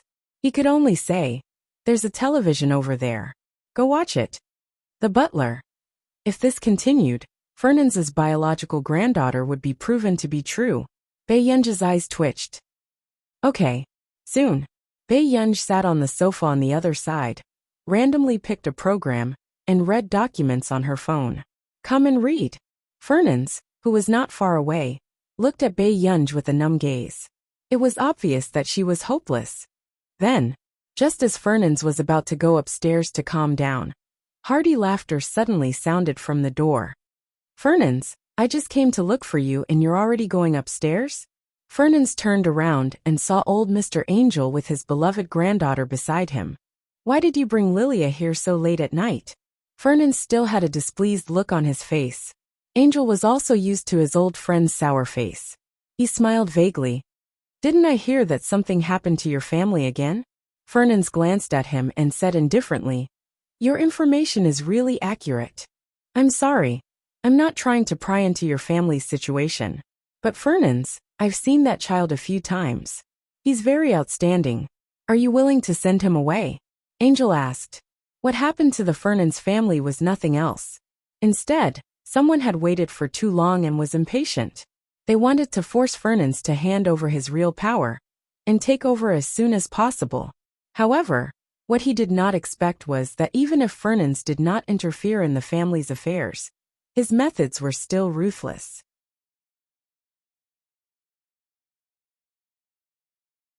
They directly captured him and threw him into a city where his power was marginalized. This was no different from forcing him to withdraw from the battle for the position of successor. As I said, I already have a suitable successor in mind. Fernand's glanced at him unhappily. Then he seemed to have thought of something and scolded. Keep your voice down. There are children watching TV over there. Mr. Angel. Subsequently, Angel and Lilia were both curious. Fernand's was famous for being strict with the younger generation of the family, which Junior was watching TV and was actually so favored. Lilia took a few glances, but could not see anyone. Chapter 801. He turned around. Angel smiled and said, Actually, I brought Lilia here to discuss something with you. When Fernand's looked at him, she heard him say, Marriage alliance. How about marrying your heir? If this was in the past, Fernand's would have agreed quickly. But at this moment, Fernand's eyelids twitched. He glanced at the person watching TV not far away, and his lips twitched. No need. With that said, Fernand's turned around and wanted to go upstairs, but was stopped by Angel. Why aren't you willing? Angel raised his voice. Lilia, who was beside him, was also surprised and frowned. She liked Hoshidu and knew that he had a woman by his side. However, could it be that Fernand's would admit to that woman? What's the use of me being willing? I'm not the one getting married. Fernand's rolled his eyes and thought for a moment before saying, Besides, I don't lack a granddaughter-in-law. What do you mean? Don't tell me you think that the Delaney family is doing better now and don't like my family? Angel frowned. Now that the Delaney group had the help of that new scientific researcher, its development could be said to have improved by leaps and bounds. However, our nation's plate was only so big. If the Delaney family ate more, there would naturally be families who ate less. And this unlucky family happened to be the Angel family. After all, Angel and Delaney were the closest to each other in most industries. This was like celebrities clashing. There would always be one who would be eliminated. Boring. Fernand snorted. At this moment, Lilia said, Grandpa Fernand's, you know that I like Shida very much. Can't you give me a chance? This time, if not for the fact that the Delaney family had jumped into the four big families and endangered the Angel family's position, her grandfather and her aunt, Elena, would not have agreed to her taking the initiative to fight for the marriage alliance. Seeing that Fernand's did not relent, Angel said in a low voice, Fernand's, that person from the Higgins family is back. Hearing this, Fernand's turned to look at him. What? Shangyan is back. Angel's thoughts were heavy. I heard that he has the intention to work with the Delaney family. If that was the case, wouldn't the Higgins family be preparing to make a comeback? What about the Angel family? Sooner or later, they would be kicked out of the four great clans. Fernand's was silent for a moment. Angel, if you're really worried about losing your position, you should spend more time on the business. Besides, your daughter is so outstanding. What are you afraid of? Elena is outstanding, so I handed the family over to her early on. Angel wanted to say something but hesitated. But Elena was Angel's daughter, and she was talented in business. He was proud of it. However, Elena's methods were too cruel. In fact, after taking over the clan, he even set up quite a few shady businesses. Even after Elena took over the family had prospered day by day. But Angel was also afraid that one day, his family would be defeated by Elena. The variable in the Delaney family is because of that young researcher. Or do you want to try changing the research team? Fernand's thought for a moment. Angel's eyelids twitched. Even if we switch, it'll be difficult to compare to that new scientific researcher. She was nominated for both Farizik and Bisaka this year. So powerful. Fernand's was surprised. How old is the new noble? It is said that he is very young, in his 30s. Chapter 802. So young? Fernans was shocked. I heard that she's from country A. To be nominated for the highest awards in the academic world at such a young age. She was indeed a top-notch genius. At this moment, Bae Yunj, who was on the sofa, was reading Tich and Jasmine's report. He was immersed in self-doubt, and did not notice that someone was discussing behind him. Angel smiled bitterly. That's right. I'm afraid there's no other scientific research genius like her in our nation. With that said, Angel had thought that Fernans would at least comfort him. Unexpectedly, this old thing was silent for a long time before he sighed. How good would it be if she was from my family? Angel's eyelids twitched. Fernans still told the truth. Shidu has an ordinary girl by his side. Although she doesn't have a good temperament and isn't ambitious, she's beautiful. With that, Fernans nodded affirmatively, as if he was hypnotizing himself. Yes, it's good that she's beautiful. Heartless old man, in his next life. The marriage is feasible, but Shidu has other arrangements. Why don't you choose someone else? From Fernans' words, it was obvious that his grandson, who had the worst relationship with Fernans, held a high position in his heart. Then, Angel was in disbelief. You're willing to accept this? Why do I have to worry so much? Isn't it fine as long as he's happy? At first, he thought that this was a favored junior of the Fernans family. Yes. Fernans raised his chin, and gestured for them to look at the television. There, she's over there.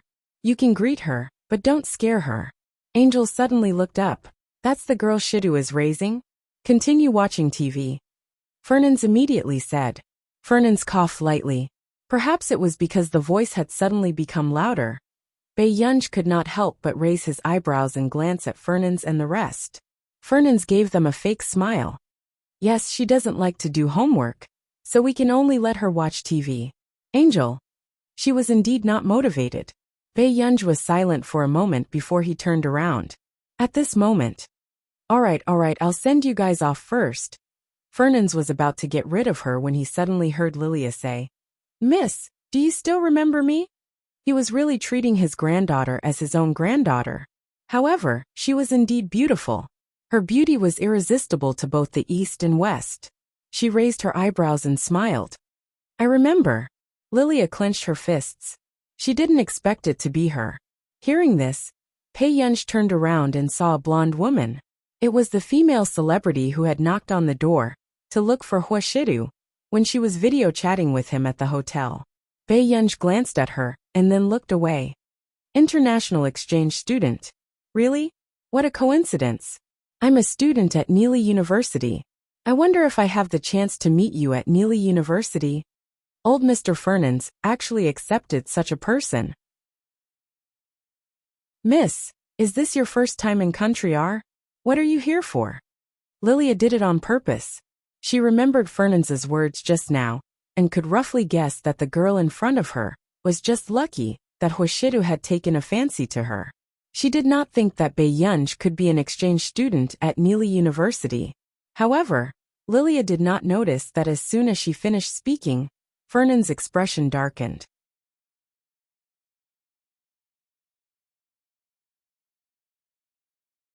Chapter 803. Isn't it very late? Bad girl, call your teacher, and get someone to pick you up. Fernans interrupted her and said calmly. This made Lilia's expression stiffen. She instinctively looked at Fernans. It was not difficult to sense that Fernans was protecting Bae Yunj. She pursed her lips, and was about to say something when Angel stopped her. Bae Yunj replied, okay. But unexpectedly, Bae Yunj called Zhong Xinglin and the rest several times, but no one picked up. Didn't he say that he was coming to pick her up an hour ago? However, Fernans was very happy to see her. You can't get through? It's fine if you can't get through. I've already prepared a room for you on the second floor. Butler, get someone to bring her upstairs. The butler's eyelids twitched. After answering, he immediately arranged for the maid to bring Bae Yunj upstairs. Only Angel and Lilia did not look too good. On the other side near the pier, Si Qingyan held a cigarette between his fingers and looked at the two drunk old men expressionlessly. He did not notice that there were a few missed calls on his phone.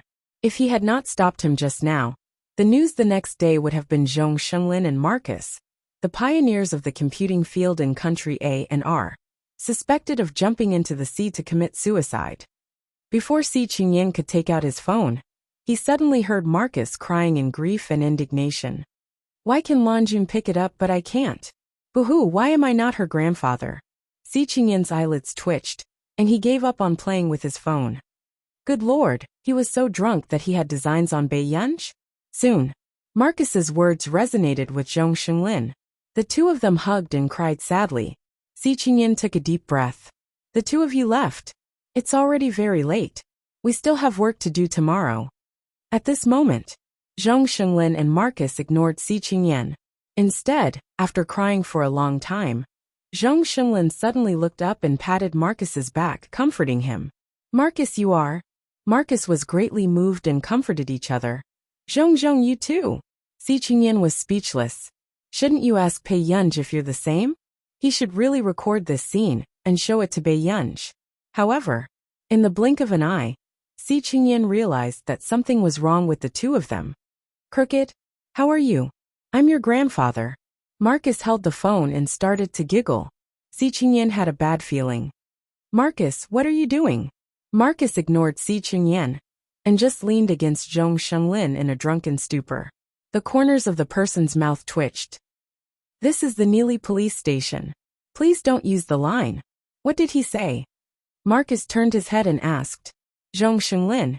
He said burp, he's from the Neely police station. Si Qingyan's body trembled, and he immediately went forward to snatch Zhong Shenglin and Marcus's phones. Were the two of them unhappy about not making the headlines tonight? Did they have to make such a big fuss? Si Qingyan only sent the two of them back at 1 o'clock in the morning. On the other side, Fuwei Rose Manor, Lilia bit her lip and walked into the hall aggressively in her high heels. Why are you bullied? Then you can marry someone else. The woman in the purple dress smiled disapprovingly. Fernandes likes that girl a lot. Why? How can I not compare to that girl? Lilia could not hold back her anger and sneered. She's so ordinary. I wonder if those people from the Fernandes family are blind.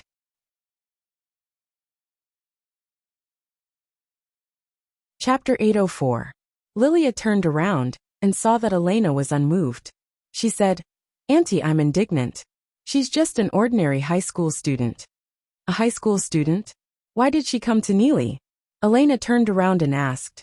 She's an exchange student, but she's probably an exchange student from some random university. Lilia's tone was mocking. A top school like Neely University would not casually recruit high school exchange students. Elena raised an eyebrow. Not long after, she sneered. All right, isn't this easy to deal with? In Neely, accidents are the most common. Hearing this, Lilia froze. Auntie, you're talking about. If he's no longer around, how can I snatch him from you? Elena asked slowly. Lilia's expression changed. Auntie, there's no need. Elena looked at her sideways and smiled coldly. Lilia, don't you want that man? I'll snatch him back from her, Auntie, Lilia said in a firm tone, and hurriedly ran upstairs to give Strength Literature Network. Elena's tone was mocking. She's also useless. Stupid and timid. The next day, when Si Qingyan went to pick up Bei Yunj according to the address, he couldn't help but be surprised. This address was a famous wealthy district in Neely, and the Baisheng Manor was home to the number one family, the Fernandes family. How did Bei Yunj know the Fernandes family? After walking out, Bei Yunj looked at Si Qingyan. Why didn't you come to pick me up yesterday? Si Qingyan. Marcus and Elder Zhong were drunk yesterday and couldn't leave. Bei Yunj thought about the person at home, who could not hold his liquor well, and nodded in understanding. Let's go to the Computing Institute in our nation first. I still have something to look for Tich and the rest. Bei Yunj sat in the front passenger seat and said slowly. Si Qingyan was silent for a long time. Actually, the professor of the mathematics department of Neely University has asked you out several times. Bei Yunj turned to look at him and said word by word. No. Si Qingyan. All right, sorry for the trouble. Don't make trouble for me. Bei Yunj lowered her head, her tone casual and indifferent. It wasn't because he had a feud with the Neely University mathematics professor. It was because there were many professors in the mathematics department of Neely University. In the past month, more than 10 professors had added Bae-Yunj's private account, but the rest had not. Bae-Yunj saw different professors asking her almost every day when she would change her major, and if she had any intention of joining the math department at Neely University. If she went to Neely University's mathematics department today, with those people's persistence, she didn't even know if she could leave Neely University. However, Si Qingyan looked down and did not say anything. But an hour later, Bae-Yunj glanced at the red brick buildings outside the window. Young men and women were coming and going. Not far away, there were green rivers and white geese, reflecting the blue sky and clouds. She realized that something was wrong. Where is this? Si Qingyan bit the bullet and continued driving. Neely University. Bae-Yunj's eyelids twitched. Stop the car. Master Pei, don't. We've already discussed this with the principal of Neely University. Si Qingyan ignored Bae-Yunj's cold gaze. Soon, Bae-Yunj suddenly smiled. You're not stopping, right? Si Qingyan suddenly had an ominous feeling. Suddenly, the steering wheel in his hand was grabbed by a cold and beautiful hand and turned around. F***CK, wait a minute. What are you doing? Stop. Si Qingyan could not win against Bae-Yunj, and saw that the car was about to fall into the clear river beside him.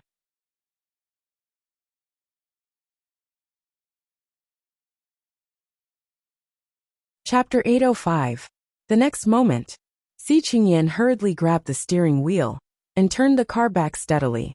However, the girl sitting next to him opened the door and jumped out of the car without anyone noticing. Bae-Yunj. Si Qingyan immediately stopped the car. When he got out of the car, she was already gone. It was over. Old Master Zhong was going to kill him when he woke up. Si Qingyan rubbed his glabella and called the people from Neely University. Vast sky-green field by the river. The exquisite-looking girl pursed her lips. Her beautiful gray eyes were emotionless. What attracted attention was her thick white curly hair. Caitlin, who exactly is your father? The men and women surrounding her had unfriendly smiles on their faces as they asked casually. Could he really be a rapist? Caitlin hugged the folder in her hand and said coldly, Get lost. Oh, are you angry? How about I let you go after a smoke? The young man deliberately stood in front of Caitlin and handed the cigarette in his hand to her with evil intentions. Caitlin looked up and wanted to slap his hand away. But then, she heard a gloomy laugh in her ear. Your flower protector isn't here today. Can you leave after offending me? Smoke one and I'll let you go. How about that? The people beside them were watching the show. They turned on their cameras and prepared to film this scene. Caitlin's eyes were cold and murderous as her thoughts ran wild. However, not long after, she clenched her fists, took a deep breath, and reached out to the cigarette the young man handed her. The people around were watching a good show, but suddenly, there was a rustling sound from the water. Everyone subconsciously looked in that direction, and suddenly saw a figure break out of the water. They were so frightened that they instinctively took half a step back. However, on closer inspection, they realized that the person was too beautiful. Her black hair was wet, her lips were red, and her teeth were white. Her eyes were wild but charming, and her sharp chin was still dripping with water. Ebook workshop you. Everyone was scared out of their wits and could not react. Why did a person jump out of the river? Bae-Yunj glanced at them casually, and her gaze landed on Caitlin. Before Caitlin could react, a clear and arrogant voice rang in her ears. May I borrow a cigarette, classmate? Caitlin was stunned. Before she could react, Bae-Yunj had already walked to her side, took her cigarette, and was ready to leave. At this moment, Caitlin's mind was still filled with the scene of Bae-Yunj breaking out of the water. This was the first time she had seen such a beautiful girl. Stop! A familiar voice interrupted her thoughts. Who told you to grab the cigarettes? The young man was furious. He looked at Bae-Yunj in front of him. He didn't expect something like this to happen. They were using this cigarette to tease Caitlin, but someone actually dared to steal it so blatantly? At this very moment, Bae-Yunj lazily bit the cigarette butt. After a while his eyes dimmed, There was something wrong with this cigarette. Moments later, she stopped in her tracks and turned around. Her bright and flamboyant eyes were still unruly as she asked leisurely, "What's the matter?" "You." Looking at Bae Yunj biting the cigarette, he was speechless. "All right, hurry up and leave." The young man could also tell that this person was not someone to be trifled with, so he did not want to complicate matters. However, after that, Bae Yunj's eyes landed on the silent Caitlin. She walked leisurely in front of Caitlin and suddenly laughed. There seemed to be light in her eyes. Caitlin looked up and saw this scene. Bae Yunj shook the cigarette in his hand and said with a smile, "Classmate, a cigarette in exchange for a wish."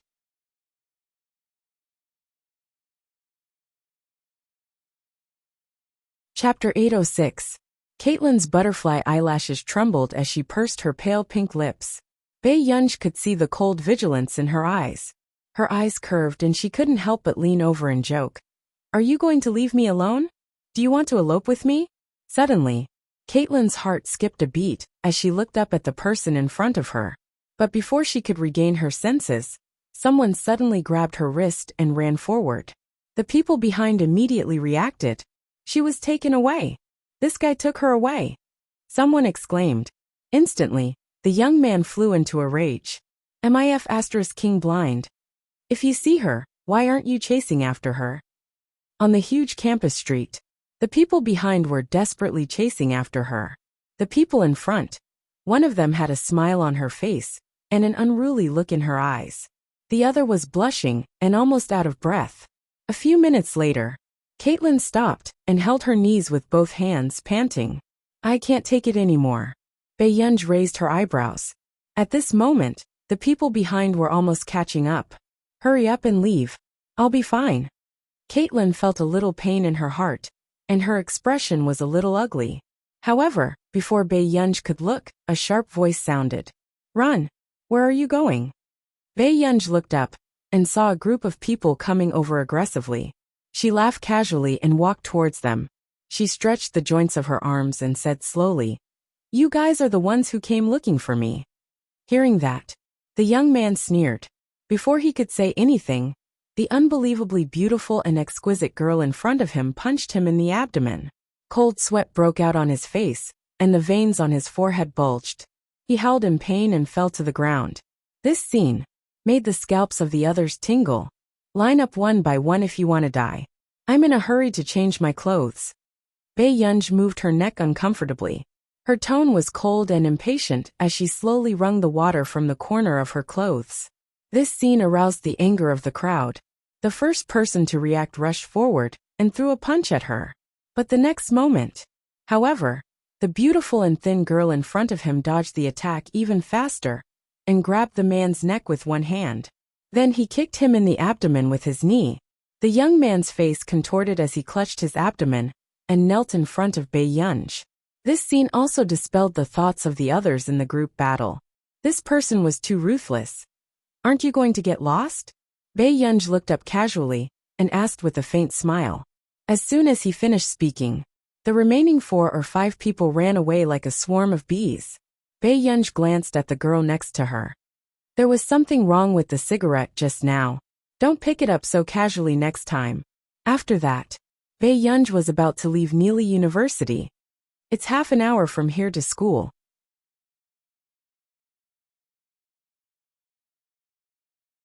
The person behind him suddenly spoke. When Bae Yunj turned her head, she heard Caitlin ask with her head lowered, "It'll only take 10 minutes to get to my dorm." In the dormitory, the roommates had just returned and pushed open Caitlin's door. They did not expect to see a girl with long curly black hair. She was bright and beautiful and was wearing a white shirt. Her aura was impossible to ignore. You are." The roommate was about to stutter. Coincidentally, Caitlin walked out and handed Bae Yunj a clean white towel. "This is unused." "Thank you." Bae Yunj greeted everyone lazily and went to dry her hair. Just now, when she met Bae Yunj's eyes, her face inexplicably heated up. She turned around and asked, "Caitlin, this is? P.S. Be good and remember the monthly ticket."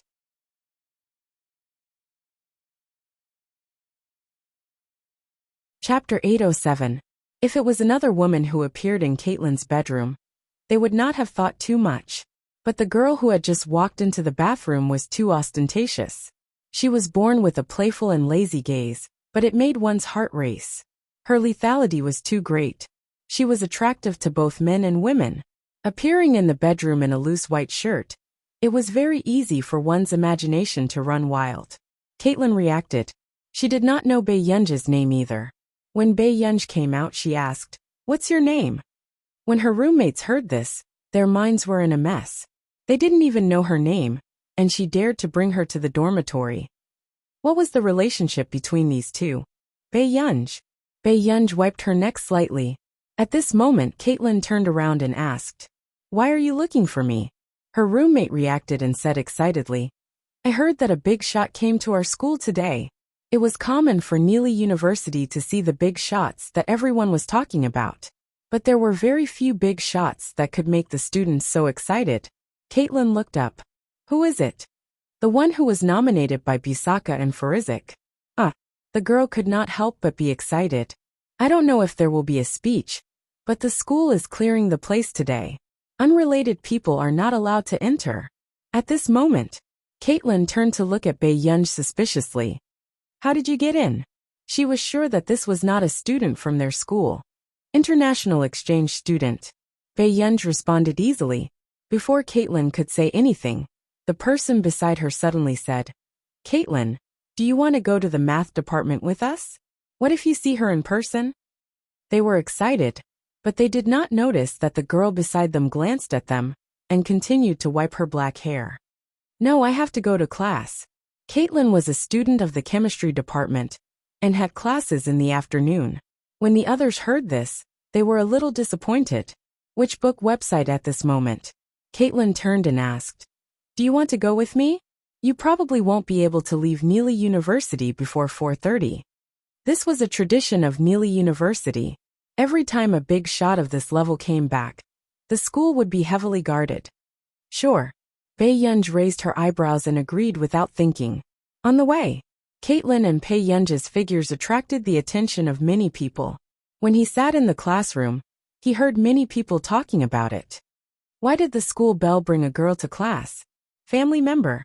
What? A girl? Wait, the one next to him is also beautiful. This is the first time I've seen such a beautiful face. They were all curious about the identity of the person beside the campus bell. She was even more eye-catching than the campus bell of Neely University. Go to sleep. Caitlin deliberately found a seat at the back, so that Bae Yunj would not be seen by the professor.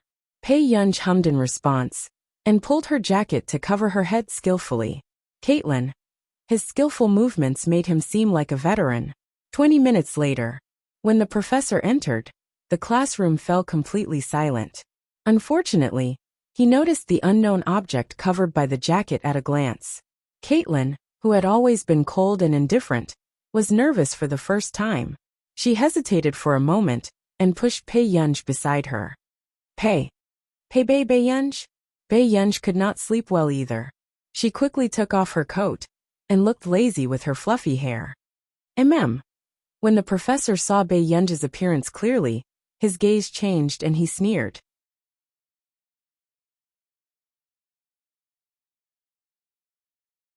Chapter 808. Caitlin suddenly realized that this professor did not like people from country A. In his class, the exchange students in their class were often teased and ostracized. Caitlin frowned without batting an eyelid. At this moment, a young man suddenly walked over. He was panting. "Miss Caitlin, I heard that Knox and the others are looking for you. Are you all right?" "I'm fine," Caitlin said calmly. Only then did the young man realize that there was someone beside Caitlin. She's sitting with me. You can find a seat." After saying that, Caitlin looked at the professor on stage. The young man was silent for a moment. He looked at Bae Yunj again, and finally walked to the back row. "I thought that there wouldn't be people from country A taking my class. I didn't expect me to be so popular." The professor on the stage glanced at the 3 or 4 people from country A below the stage. The 3 people from country A in the middle row clenched their fists and pursed their lips without saying anything. Caitlin turned sideways and said softly, Professor Bress doesn't like people from country A because his ex-wife ran away with one of them. When Bae-yun heard this, her lips curled up with interest. He shouldn't make things difficult for you, Caitlin comforted. Although Professor Bress hated people from country A, he wouldn't have such a conflict with girls. Okay, Bae-yun replied casually. Not long after, Professor Bress had already started his lesson. He followed the slides and went through the content as usual. After that, it was time for the group speeches. Caitlin was in the third group. When Caitlin went on stage to prepare for her speech, she heard Professor Bress suddenly ask, "Fei-ku, what contribution did the student next to you make to your group?" Caitlin turned to look at him and said calmly, "She's my friend, Professor Bress." Professor Bress glanced at Bae-yun. After a short silence, he turned his head away.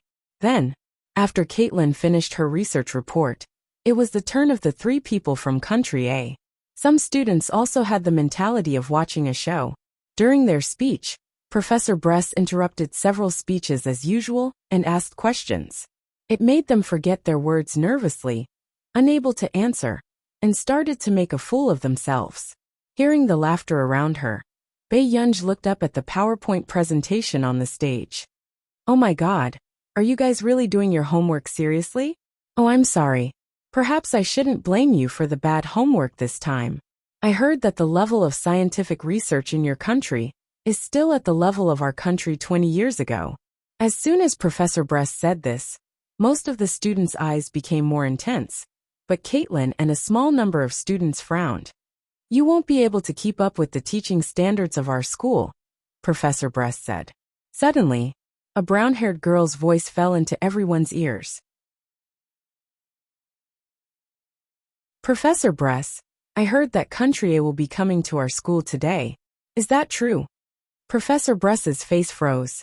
Without a doubt, the existence of the old school in country A was a slap in the face. They had always believed that country A could not produce top researchers. But for some reason, someone popped out. The professors from the computer science and mathematics departments praised him to the skies. The school was also looking for all kinds of connections to poach him into the school. However, he seemed to be very cold to Country R's mathematics circle because of the matter of Country R's Computing Institute. P.S. Be good and remember the monthly ticket.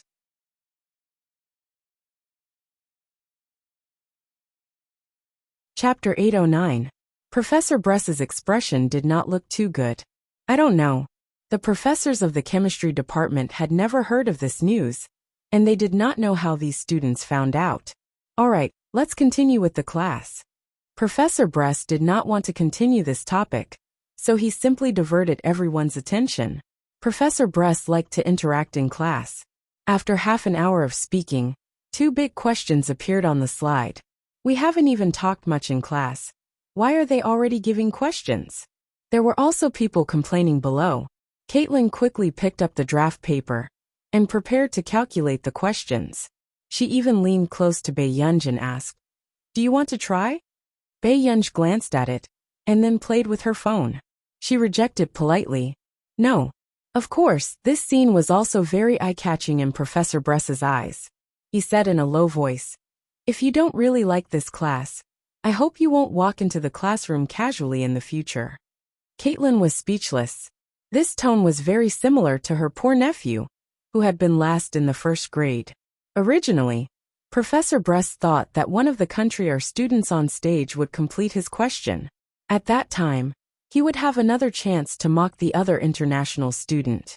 But what he did not expect was, with that said, Professor Bress pointed to two more people to write the questions. This made Professor Bress's face darken. "Cullen, are you only focused on talking to your friends in Country A and not on your studies?" These two people stood on stage, and neither of them wrote. In fact, the blonde boy next to them even leaned over and asked softly. But in the end, the students could not graduate because they did not have enough grades. As a result, there were very few international exchange students who dared to take Professor Bress's elective class. Professor Bress questioned coldly. In fact, people like Professor Bress had been reported by students before. But because Professor Bress's scientific research results were not small, The school only asked Professor Bress to do a self-reflection and apologize to the students. Professor Bress's tone was sarcastic. There was a dead silence. And these international students were probably automatically assigned to the class because they did not have the chance to attend. If some people really can't do it, then scram back to their country and stop embarrassing themselves outside. Don't let others think that no one in your country has scientific research talent. A voice sounded slowly. Caitlin, did the professor in your school pass the psychological test? Caitlin glanced at the professor. Maybe not. As for the boy who was humiliated on stage, his face turned ugly. You, suddenly. Who are you? Professor Bress's face darkened. He pointed at Bei Yunj and sneered. If you are an irrelevant person in this class, you should leave obediently. Hearing that Caitlin dared to accompany her friend and call Professor Bress that way, the surrounding people wanted to applaud her courage. The school bell was really bold. However, unexpectedly, everyone saw the girl suddenly stand up.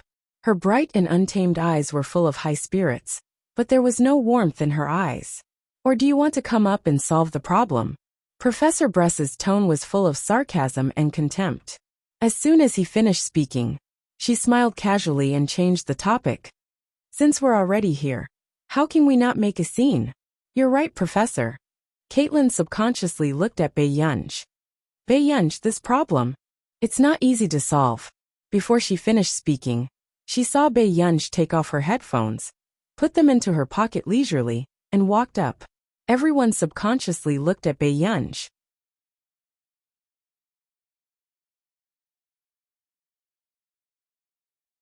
Chapter 8:10. This girl looked young, but did she really know how to solve a problem that no one in the class could solve? Don't get slapped in the face, however. Just as everyone was thinking, Bei Yunj just glanced at the slides and slowly wrote down two answers, 77. 36%. Omega NaCl equals 0. 155%. Below the stage, Caitlin's eyes flashed, and she looked at the first question that she was just one step away from solving. After she finished calculating, it happened to be the answer that Bei Yunj wrote on the blackboard. However, when Bei Yunj was sitting next to her just now, she didn't look at the question at all. She was minding her own business. This made Caitlin think that Bei Yunj wasn't a professional. Even a graduate student might not have such speed. Similarly, Braith's face stiffened. He didn't expect Bei Yunj to be able to solve this problem. Moreover, this seemed to be a mental calculation. The people on the stage were confused. The more they listened, the more they couldn't understand Bei Yunj's meaning. Only Caitlin looked at Bei Yunj's eyes dimmed. Professor Braith's face became more and more embarrassed. Also, according to the nuclear magnetic resonance spectroscopy that the professor just said, the three-dimensional structure of biomicromolecules in solution. Bei Yunj casually picked up the remote control pen on the podium and slowly flipped to the paragraph that Professor Bress had said at the beginning.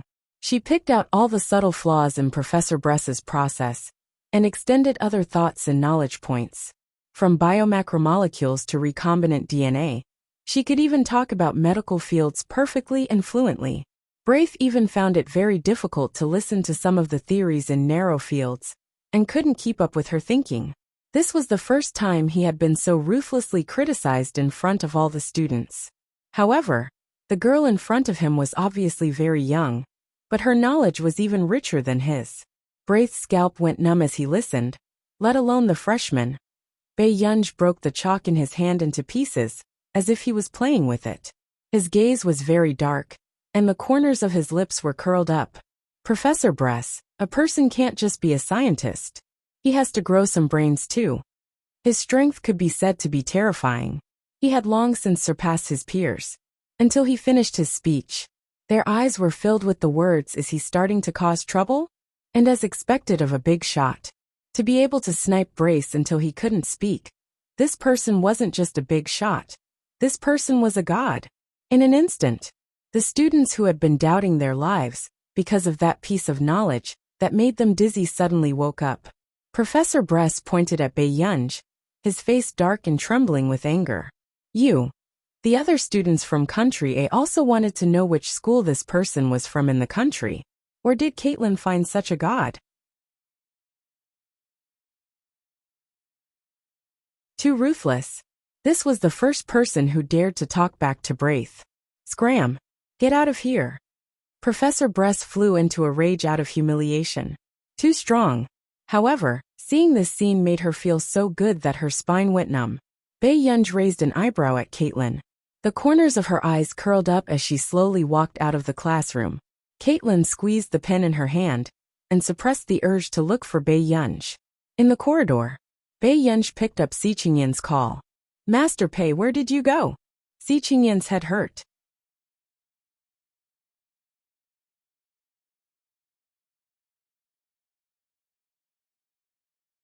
Chapter 8:11. I'm here for a lecture. After Bei Yunj finished speaking, Si Qingyan was silent for a long time. Then Si Qingyan probed. You didn't cause trouble, did you?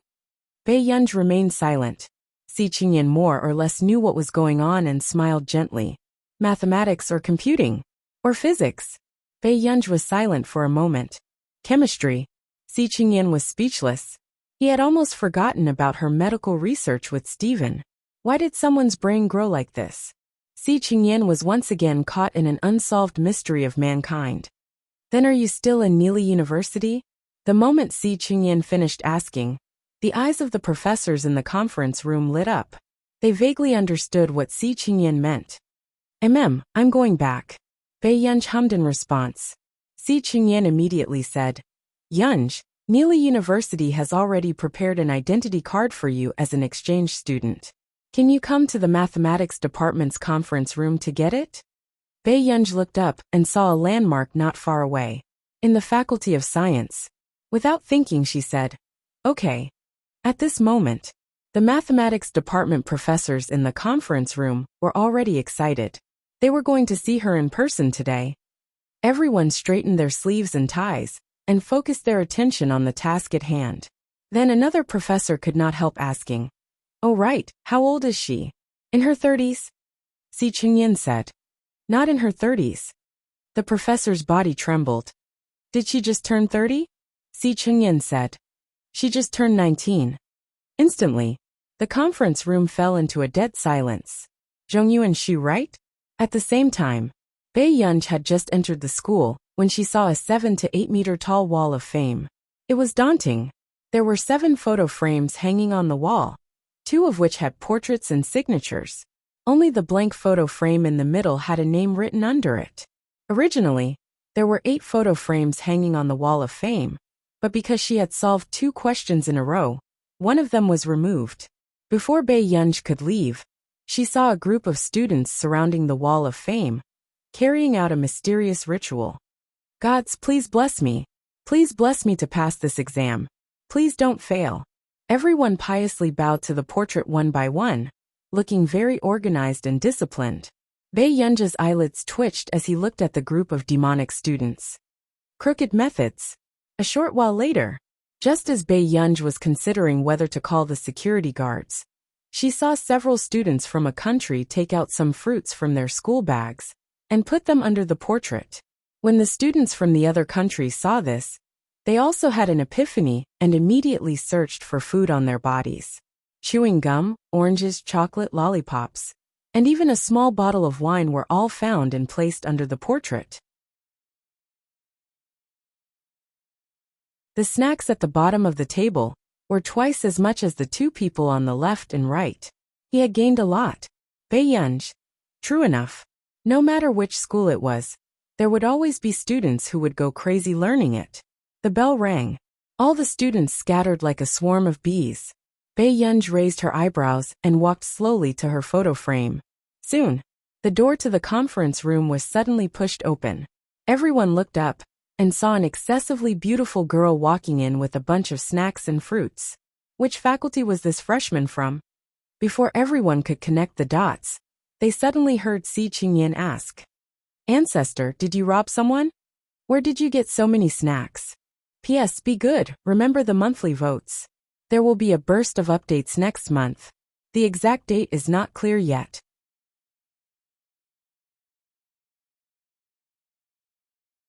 Chapter 8:12. They saw Si Qingyan talking to the girl who walked in so familiarly. The professor suddenly had a guess. This unbelievably beautiful girl is.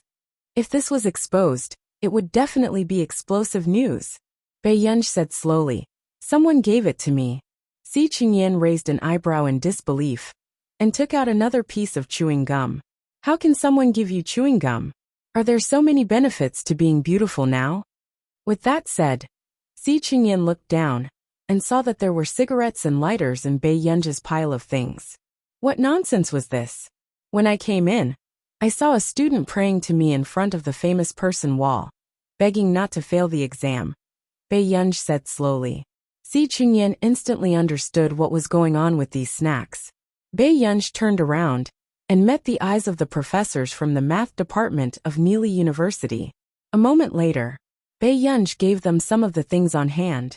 However, when the professors of Neely University found out about the origin of these snacks, their faces contorted.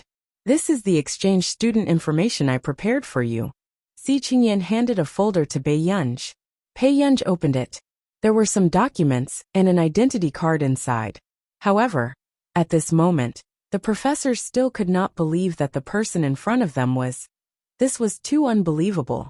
After Bei Yunj thanked him, he looked at the other professors. Is there anything else? If not, yes, we have something else to ask for your opinion. After the professor regained his senses, he immediately said, Our school would like to specially hire you as a professor in our school. A 19-year-old professor. It sounded very scary. Chinese. However, some people were destined to stand at the peak because of their talent. But I'm not that satisfied with your school. I'm sorry. There was no emotion in Bei Yunj's eyes. His eyes curved slightly, polite and indifferent. It was rare for Si Qingyan to hear Bei Yunj reject him so directly. A trace of thought flashed past his eyes. After the professors looked at each other, someone asked, Can I ask why? Your school's teaching style is not in line with your reputation as the top international university. After Bei Yunj finished speaking, she made up a random excuse and left. At this moment, Si Qingyan suddenly said, Are there any professors in your chemistry department in the afternoon? As soon as he finished speaking, the professors seemed to have thought of something, and their expressions changed. Professor Bress from the chemistry department had a class this afternoon. Professor Bress of the chemistry department had been punished because of discrimination against the country's region, but the punishment was not severe. It was also the school's higher-ups who wanted to protect him. What's wrong? A professor asked. Si Qingyan looked at him. I think I went to the chemistry department for class just now. I didn't seem that happy. The professors didn't look too good. As expected, it was Bress who was delaying matters again. This time, it wasn't easy for him to get her into school. He wouldn't tear apart the students of Country A in front of her, would he? I'll get someone to ask right away. One of the older professors took a deep breath and said calmly. At this moment, Si Qingyan's smile didn't reach his eyes. Oh right, we signed a contract with your school back then. I hope you will keep your promise. You can't reveal anything about this. Otherwise, not only will you not participate in any research and development of Neely University's projects in the future, this will also easily cause the friendly relationship between our two countries. Your school also knows what this means to our country.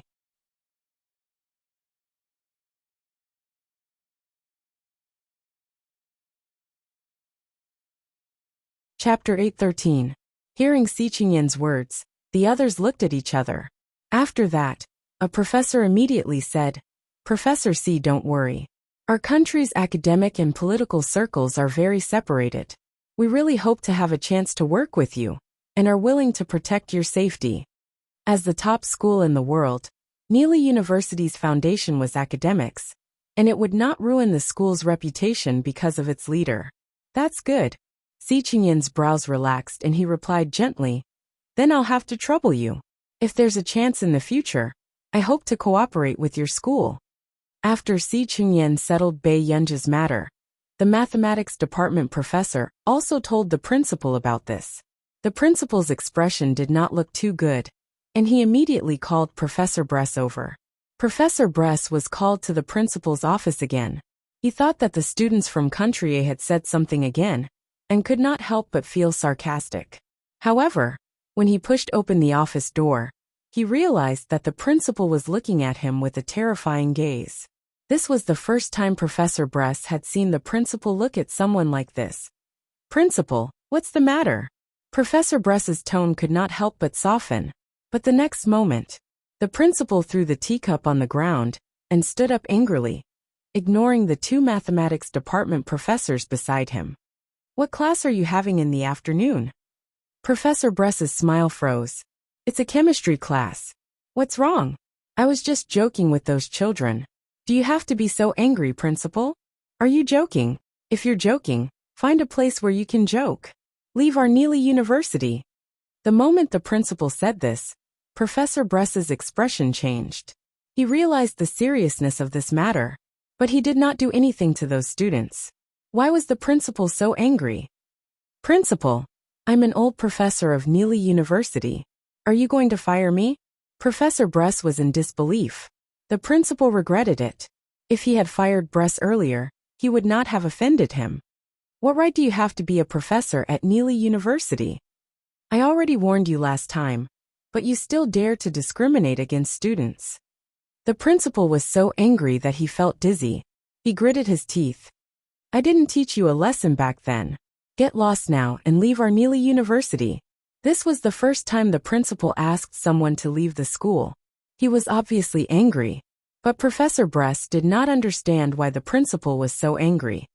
"And Principal, why? Just because I joked with those students in class?" The mathematics professors could not help but close their eyes. "Are you kidding me? How could he make such a joke in front of her?"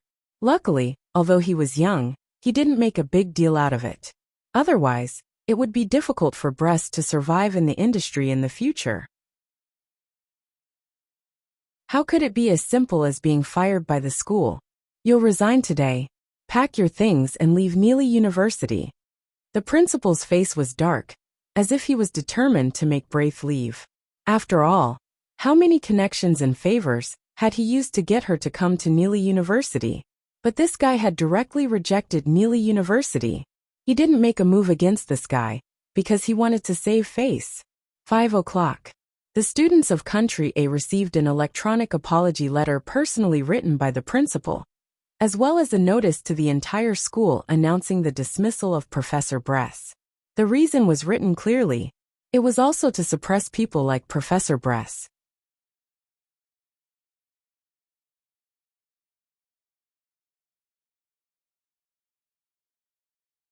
Chapter 8:14. At the school gate. Before Lilia got into the car, she saw Bae-Yunj waiting for someone at the door. Her eyes darkened as she clenched her fists subconsciously and muttered, "Is she really our school's exchange student? How could this be?" "Miss." It was only when the chauffeur called her that Lilia reacted and got into the car. But along the way, she kept thinking about Bae-Yunj's appearance at Neely University. Bae-Yunj circled around Neely University for a while before reaching the south gate. Unfortunately, Shang Yan had asked Nyeyu to pick her up, and the car was parked at the north gate.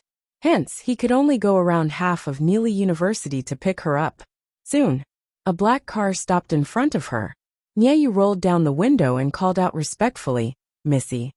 Unexpectedly, Bae-Yunj looked at the cigarette in her hand for a long time and asked lazily, "Assistant Nye, do you want a cigarette?" Nyeyu's eyelids twitched. "You're too polite." Bae-Yunj got into the car and casually put the cigarette aside. This was the cigarette that the student had placed under her portrait. "Who gave you the cigarette?" Nyeyu asked carefully as he drove. Bae-Yunj said without thinking, "A student of Neely University." Nyeyu was speechless. This student was actually more like a member of society than him. He didn't even have the guts to pass Bae-Yunj a cigarette. As he followed Shang Yan, Nyeyu also knew that Bae-Yunj was the heir of the Higgins family. He also roughly knew that Bae-Yunj had a close relationship with the Computing Institute. Moreover, if old Mr. Nance had taken a fancy to Bae-Yunj, she was definitely not an ordinary person. "Miss, are you going to the corporation?" Nyeyu asked. "I love ebooks." The elders of the corporation, had long wanted to see who the new heir was. After all, they had always thought that Nance was going to save this position for Xiang Yan. But unexpectedly, this old man turned around and changed it to someone else. No, I want to rest. After Bei Yunj finished speaking, Nieyu nodded. Then I'll send you back to rest first. When you came to Neely, old Mr. Nance had already prepared a place for you to stay. Hearing this, Bei Yunj responded faintly, and did not think about anything else. But when they were about to arrive, Bei Yunj realized that something was wrong. Wasn't this road leading to the Bayan Manor? Bei Yunj asked. Where do I live? Backton Manor. Nieyu raised his mouth and smiled. Neely only has 2 private noble manors. One was Backton Manor, and the other was Bayan Manor. Oh, Bayan Manor, it's right next to Mrs. Manor. The other noble manors were also confiscated and turned into tourist areas. As for the newly built manors and villas, they couldn't compare to Backton and Bayan. Bei Yunj. Yeah. Seeing that Bei Yunj didn't seem to be interested in where to live, Nieyu didn't say much, until they arrived at Backton Manor. Bei Yunj stepped on marble tiles. The domed ceiling was decorated with rose-painted windows. Not far away, there were decorative plaster carvings and classically designed peacock galleries. Even the living room was oak-paneled with art exhibits. This was the attitude of the top rich people in our nation. Miss Pei, I'm the butler here. My name is Sun Xiaoqi. An old man walked up to Bei Yunj and said gently, Old Mr. Nance specially transferred me here. Thank you, Butler Sunday. Bei Yunj nodded and smiled. I want to go to the bedroom first. Miss, you're welcome. Please follow me. Butler Sun looked at Bei Yunj with a noble air in his eyes. He looked like the owner of this manor. P.S. Be good and remember the monthly ticket.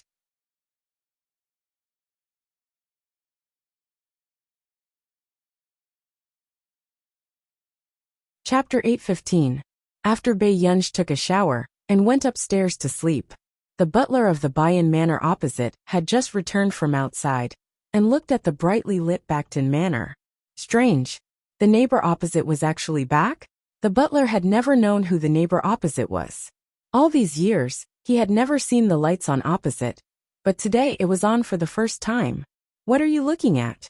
Fernans, who was talking to someone not far away, frowned. At this moment, the butler turned around and saw Elena and Lilia opposite Fernans. He was a little surprised, but he quickly smiled and said, Sir, our neighbor seems to be back. The one from the Backton Manor? Fernans was stunned. He had always heard that the manor opposite belonged to the Higgins family, and the head of the Higgins family was Nancy. But Nancy had long disappeared. So who did this manor belong to? Those who could live in the Backton Manor were definitely not inferior to the 4 big families in our nation. Yes, sir. I even bumped into the butler opposite. He seems to be from country, eh? Hearing the butler's words, Fernans was even more curious about the identity of the person opposite him. At this moment, Elena, who had been silent all this while, had a slight change in expression. The smile on her face was a little stiff. The owner of the Backton Manor seems to have always been very mysterious. Lilia subconsciously glanced at Elena. Seeing that she looked a little embarrassed, she did not dare to say anything. The Fue Rose Manor that Elena lived in was built to imitate the Backton Manor. However, because of the unique terrain advantage of the Backton Manor, the effect of the imitation of the Fue Rose Manor was not satisfactory. It was even 1/3 smaller. I forgot to ask, what are you doing here? Fernans asked calmly. At this moment, Elena's expression changed, and she smiled coquettishly. Her hand, which was wearing black lace gloves, elegantly opened the box on the table. She pushed it in front of him. It was a glass bottle the size of a fingernail. There were 3 bottles in total. This is the HIG reagent that I just brought back from our nation's medical institute. I heard that you have been looking for it, so I specially presented it to you. The moment Elena finished speaking, the butler beside her subconsciously looked at Fernans. Some time ago, the most remote branch of the Fernans family went to country, or to seek medical treatment, in the name of the Fernans family. In the end, because of his bad attitude, he got into a big trouble with our nation's medical institute, and was even fractured by the director. As a result, When Fernand went to Country R's medical institute to ask for medicine, he was politely rejected. Some of the older people in the academic circle were stubborn. Even if a knife was placed on their heads, they wouldn't care. Fernand was angry, but there was nothing he could do about the medical institute.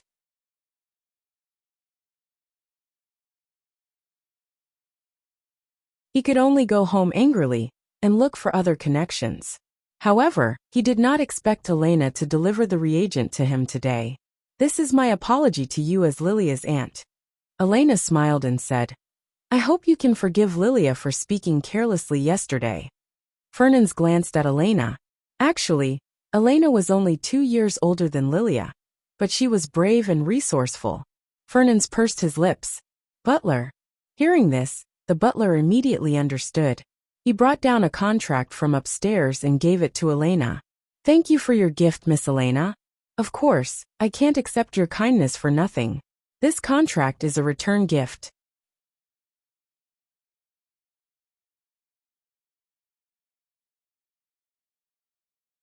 Chapter 8:16.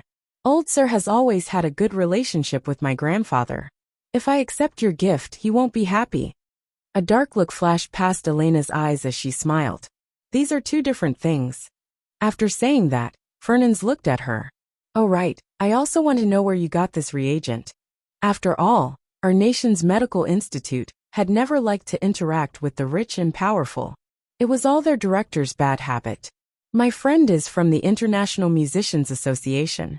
She has a good relationship with the members of the medical institute and helped me get 3 reagents." A dark look flashed past Elena's eyes and she said, "If there's a chance, I'll introduce you." Fernand did not say anything. Elena knew that this matter was settled. She curled her lips and said casually, "I heard that a lady came to your house yesterday?" Fernand looked at her. "That's right. She should be quite an outstanding girl. Lilia also said that she met her at Neely University today." Hearing Elena say this, Fernand was also surprised. Neely University? That naughty girl from yesterday looked like an indecent student. She could still come to Neely University as an exchange student? Maybe the girl keeps a low profile. She looks like a very capable lady. Elena curled her lips, and a strange glint flashed across her eyes. She continued, "Old Sir, if you're free, why don't you go to Neely University tomorrow and get to know this lady better?" With that said, Elena did not disturb him further and left with Lilia. On the way, Lilia could not help asking, "Aunt, but I don't know where that girl is attending classes." "What does it matter? I've already gotten someone to check." After Elena finished speaking, she received a message. She looked down and could not help but laugh. "Interesting. She's also in the computer department." Lilia looked up instinctively. "She's in the computer department?" Under normal circumstances, why would they arrange for someone to be in the computer department? 123 book website. This was Neely University's trump card, and the pressure was also the greatest. Hence, the school's psychological guidance room was mostly filled with computer department students. "Since it's such a coincidence, you have to perform well tomorrow," Elena instructed. Lilia nodded and pursed her lips. "I understand." Although she called Elena her aunt, she was the young miss of a side branch of the Angel family. If Elena thought she was useless, she could disappear into Neely at any time. Also, Elena had been going to the International Musicians Association a lot recently, and had taken a fancy to a talented young pianist. While passing by, Elena glanced at the Backton Manor with a gloomy gaze before retracting her gaze. The next day, at 9 in the morning, Si Chingyan had already called Bai Yunj several times. "Master Pei, where are you?" As soon as he answered the call, Si Chingyan was about to break down. Bai Yunj wiped her hair and said slowly, "What's the matter?" "Si Chingyan, do you remember your identity as an exchange student?" Bai Yunj replied, "I remember." Si Chingyan's eyelids twitched. "Then what are you doing now?" "Skipping class." Si Chingyan, question mark. "I'm busy these 2 days. Let's talk about it in a few days." After that, Bai Yunj hung up the phone and prepared to go out. However, not long after Bai Yunj rejected the butler's private car and walked out of the manor, she looked up and saw a familiar car parked beside her. It was Fernand who got out of the car.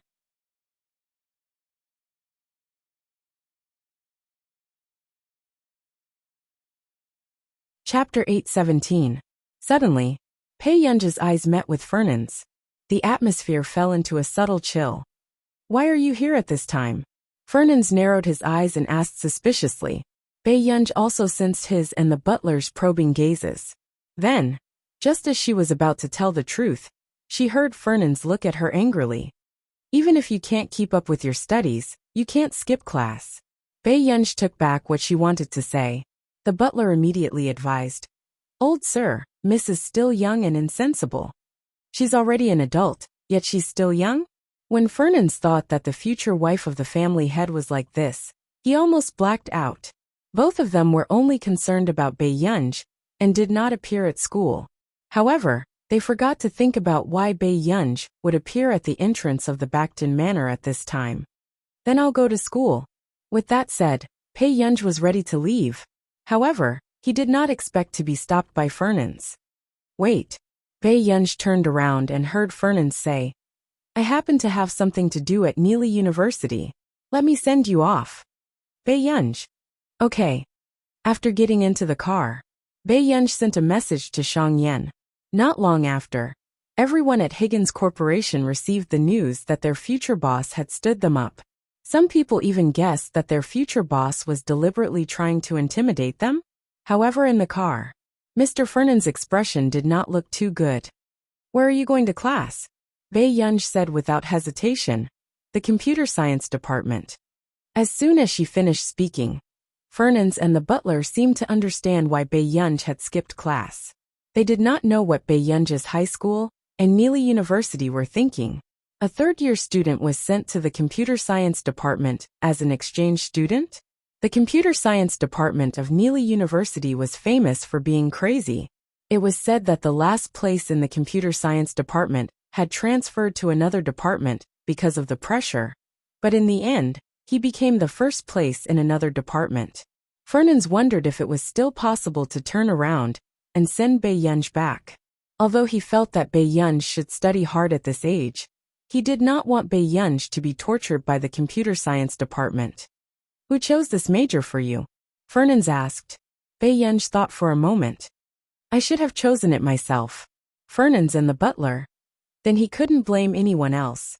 Along the way, Fernand wanted to say something but hesitated. In the end, when he got out of the car, he could not help but ask, Are you sure you want to be an exchange student in the computer science department? Yes. Pei Yun had no choice but to take out the rolled-up information sheet from her pocket. After laying it out, she could clearly see the class she was going to attend. He was a third-year computer science student. When Fernand saw it, he froze and was about to fight with the principal of Neely University. Wasn't this too much? Sending a third-year student to the third-year computer science department? Was this something a human would do? Just as Fernand was about to say something to Pei Yun said, Grandpa, I'll go to class first. With that said, Pei Yun left. Old sir, what do you think? The butler, who was at the side, also felt that Neely University was deliberately targeting the exchange students from Country A. Let's go and settle the score with that old fool. Fernand's face darkened as he turned around and walked aggressively to the principal's office. P.S. Be good and remember the monthly ticket. You're tuning in to the Journey of the Soul YouTube channel. Don't forget to subscribe and join us on this journey to catch the most captivating stories.